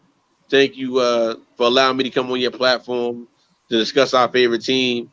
Yes, and I suggest anybody out there, please subscribe to Knicks Real Talk, like, share it. It don't cost you anything to share the page, like the page. If you like what we got, subscribe to our pages, and we just genuine people that like the New York Knicks, and we have a lot of other affiliates like BX Sports Jedi, CT Streets is buzzing. Just a family. We're more like a family. Shaw Powers, D. Roz, Pudge Nice. I see you guys in the comments. Will Shanklin. I see you guys in the comments every time. Either Knicks Real Talk, Devon throws it on, or the other affiliates throws it on. Just keep pushing. We 2 weeks away to a season. Hey, Devon, I'm predicting we 15-5 out the gate through 20 games. 15-5 through 20 games, 52-30 for the season. Great minds think alike, my brother. I'm on that with you. Great minds think alike. Real quick, tomorrow 4:45. Y'all know the Nick Buzz will be on CT. Got the streets of buzzing tomorrow around 4:45. So if you're free, make sure you go down there and hit up CT. Our brother over there, man, hold it down, doing a great job with the show, and I love the way it's going. I think it's gonna keep growing. CT, salute to you. Keep it coming, man. And KJ, you're my brother. The door's always open, man. You family, you part of this here. You to me, you are Nick Real Talk in the heart with me, brother. So you good on that, and you already know that. Into the chat. I mean, what can I say? I'm Justin Alba. Thank you for coming along, my brother. Appreciate you. All of I don't want to call y'all old timers, the originals. Will, salute to you. D. Roz, original brothers have been supporting me from day one, and Cat's been supporting me from day one. I appreciate y'all so much, man. D. Roz, aka DJ. Tricky Nicky, my salute to you as well. Everybody, Shaw Powers, One Love, you already know what it is with you. Everybody, man, Pudge Nice, P Nice, same thing. The whole chat, man. Y'all cast is what it is, man. Y'all make this thing special. Prince the Bun was in the building. Like I said, everybody, man, y'all have a great week. Be safe out there. Y'all already know the deal, man. COVID-19 still out there, man. Do the best you can. Wear your mask if you have to. Whatever you do, man, your choice, but be safe. That's all. We want you to be able to come back on and be in here with us, man, and keep living your life. Y'all just be safe out there, man. And y'all already know, man, Knicks Real Talk. Yo, y'all go and check that promo out. I know it's a little short, 2 minutes, 30 seconds. I think it's fire. Y'all give me your feedback on them and let me know what y'all think, what I need to do better. I want to do that for the rest of the guys. So the RJ Barrett Different Levels video is out there. Y'all check that out. And I think it's a nice video, man. I wasn't going to throw it out tonight, but I didn't want to have a chance of messing up the stream by freezing or anything like that. So, but it's nice, man. I'm really happy about what I did there. And I'm really excited about the next one. I think I either do Julius Randle or Mitchell Robinson next. Then I just try to get him out there before the camp gets going, man. But KJ, you go ahead and do your thing, man. And I'll see the brother on the next stream, man, for sure. I appreciate you coming in tonight. You already know. Thanks for holding me down, man, for sure. Anytime, brother. Be safe. All right, everybody, man. To the chat again. Thank y'all for coming in tonight. Great show, man. I love having y'all in here, man. You guys are special. Y'all already know. Y'all just have a good week coming up, and I'll see y'all, I guess, Wednesday. If anything drop before then, I'll let you cats know. Y'all, like I said, have a good week, man. Have a good week, and take care of yourselves, and I'll see y'all on the next one. Knicks Real Talk, the night show. Salute to my boy BX Sports Jedi. He'll be back in the building. He's away on down and having a wedding to go into. Had a good time. Send me some good pictures. BX Jedi, salute to you. Thank you. Tell your wife thanks for the shout out. Mrs. Cruz and everybody, man. We able to join themselves down there in Miami at the wedding. So that's what it do.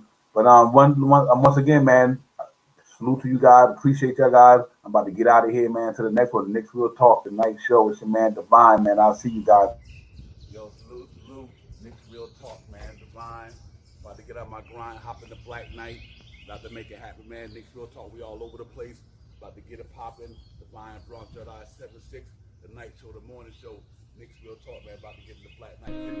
Knicks Real Talk, let's get it poppin'. We hoppin' like toppin' and the Jumpman brand, ain't no stoppin'. Divine and Bronx out our 7-6, we lit from Facebook, Twitter to Twitch, and all that shit. We number uno with the promo that blow like nitro. Now the streets are buzzing, so we flow with the night show, so spike them lights below. That thumbs up, run them up, and you double up, cause it's Knicks Real Talk, and we on the come up. We'll salute to the cats in the chat. That's where it's at. Now you place the chats, when I paste that under space where our faces at. We lace these cats with news, notes, stats. Game recap, no hyperbole, we straight facts. In fact, we say it lit like a candle throughout the handle on the panel. We violent, so subscribe to the channel. Knicks Real Talk. Knicks Real Talk.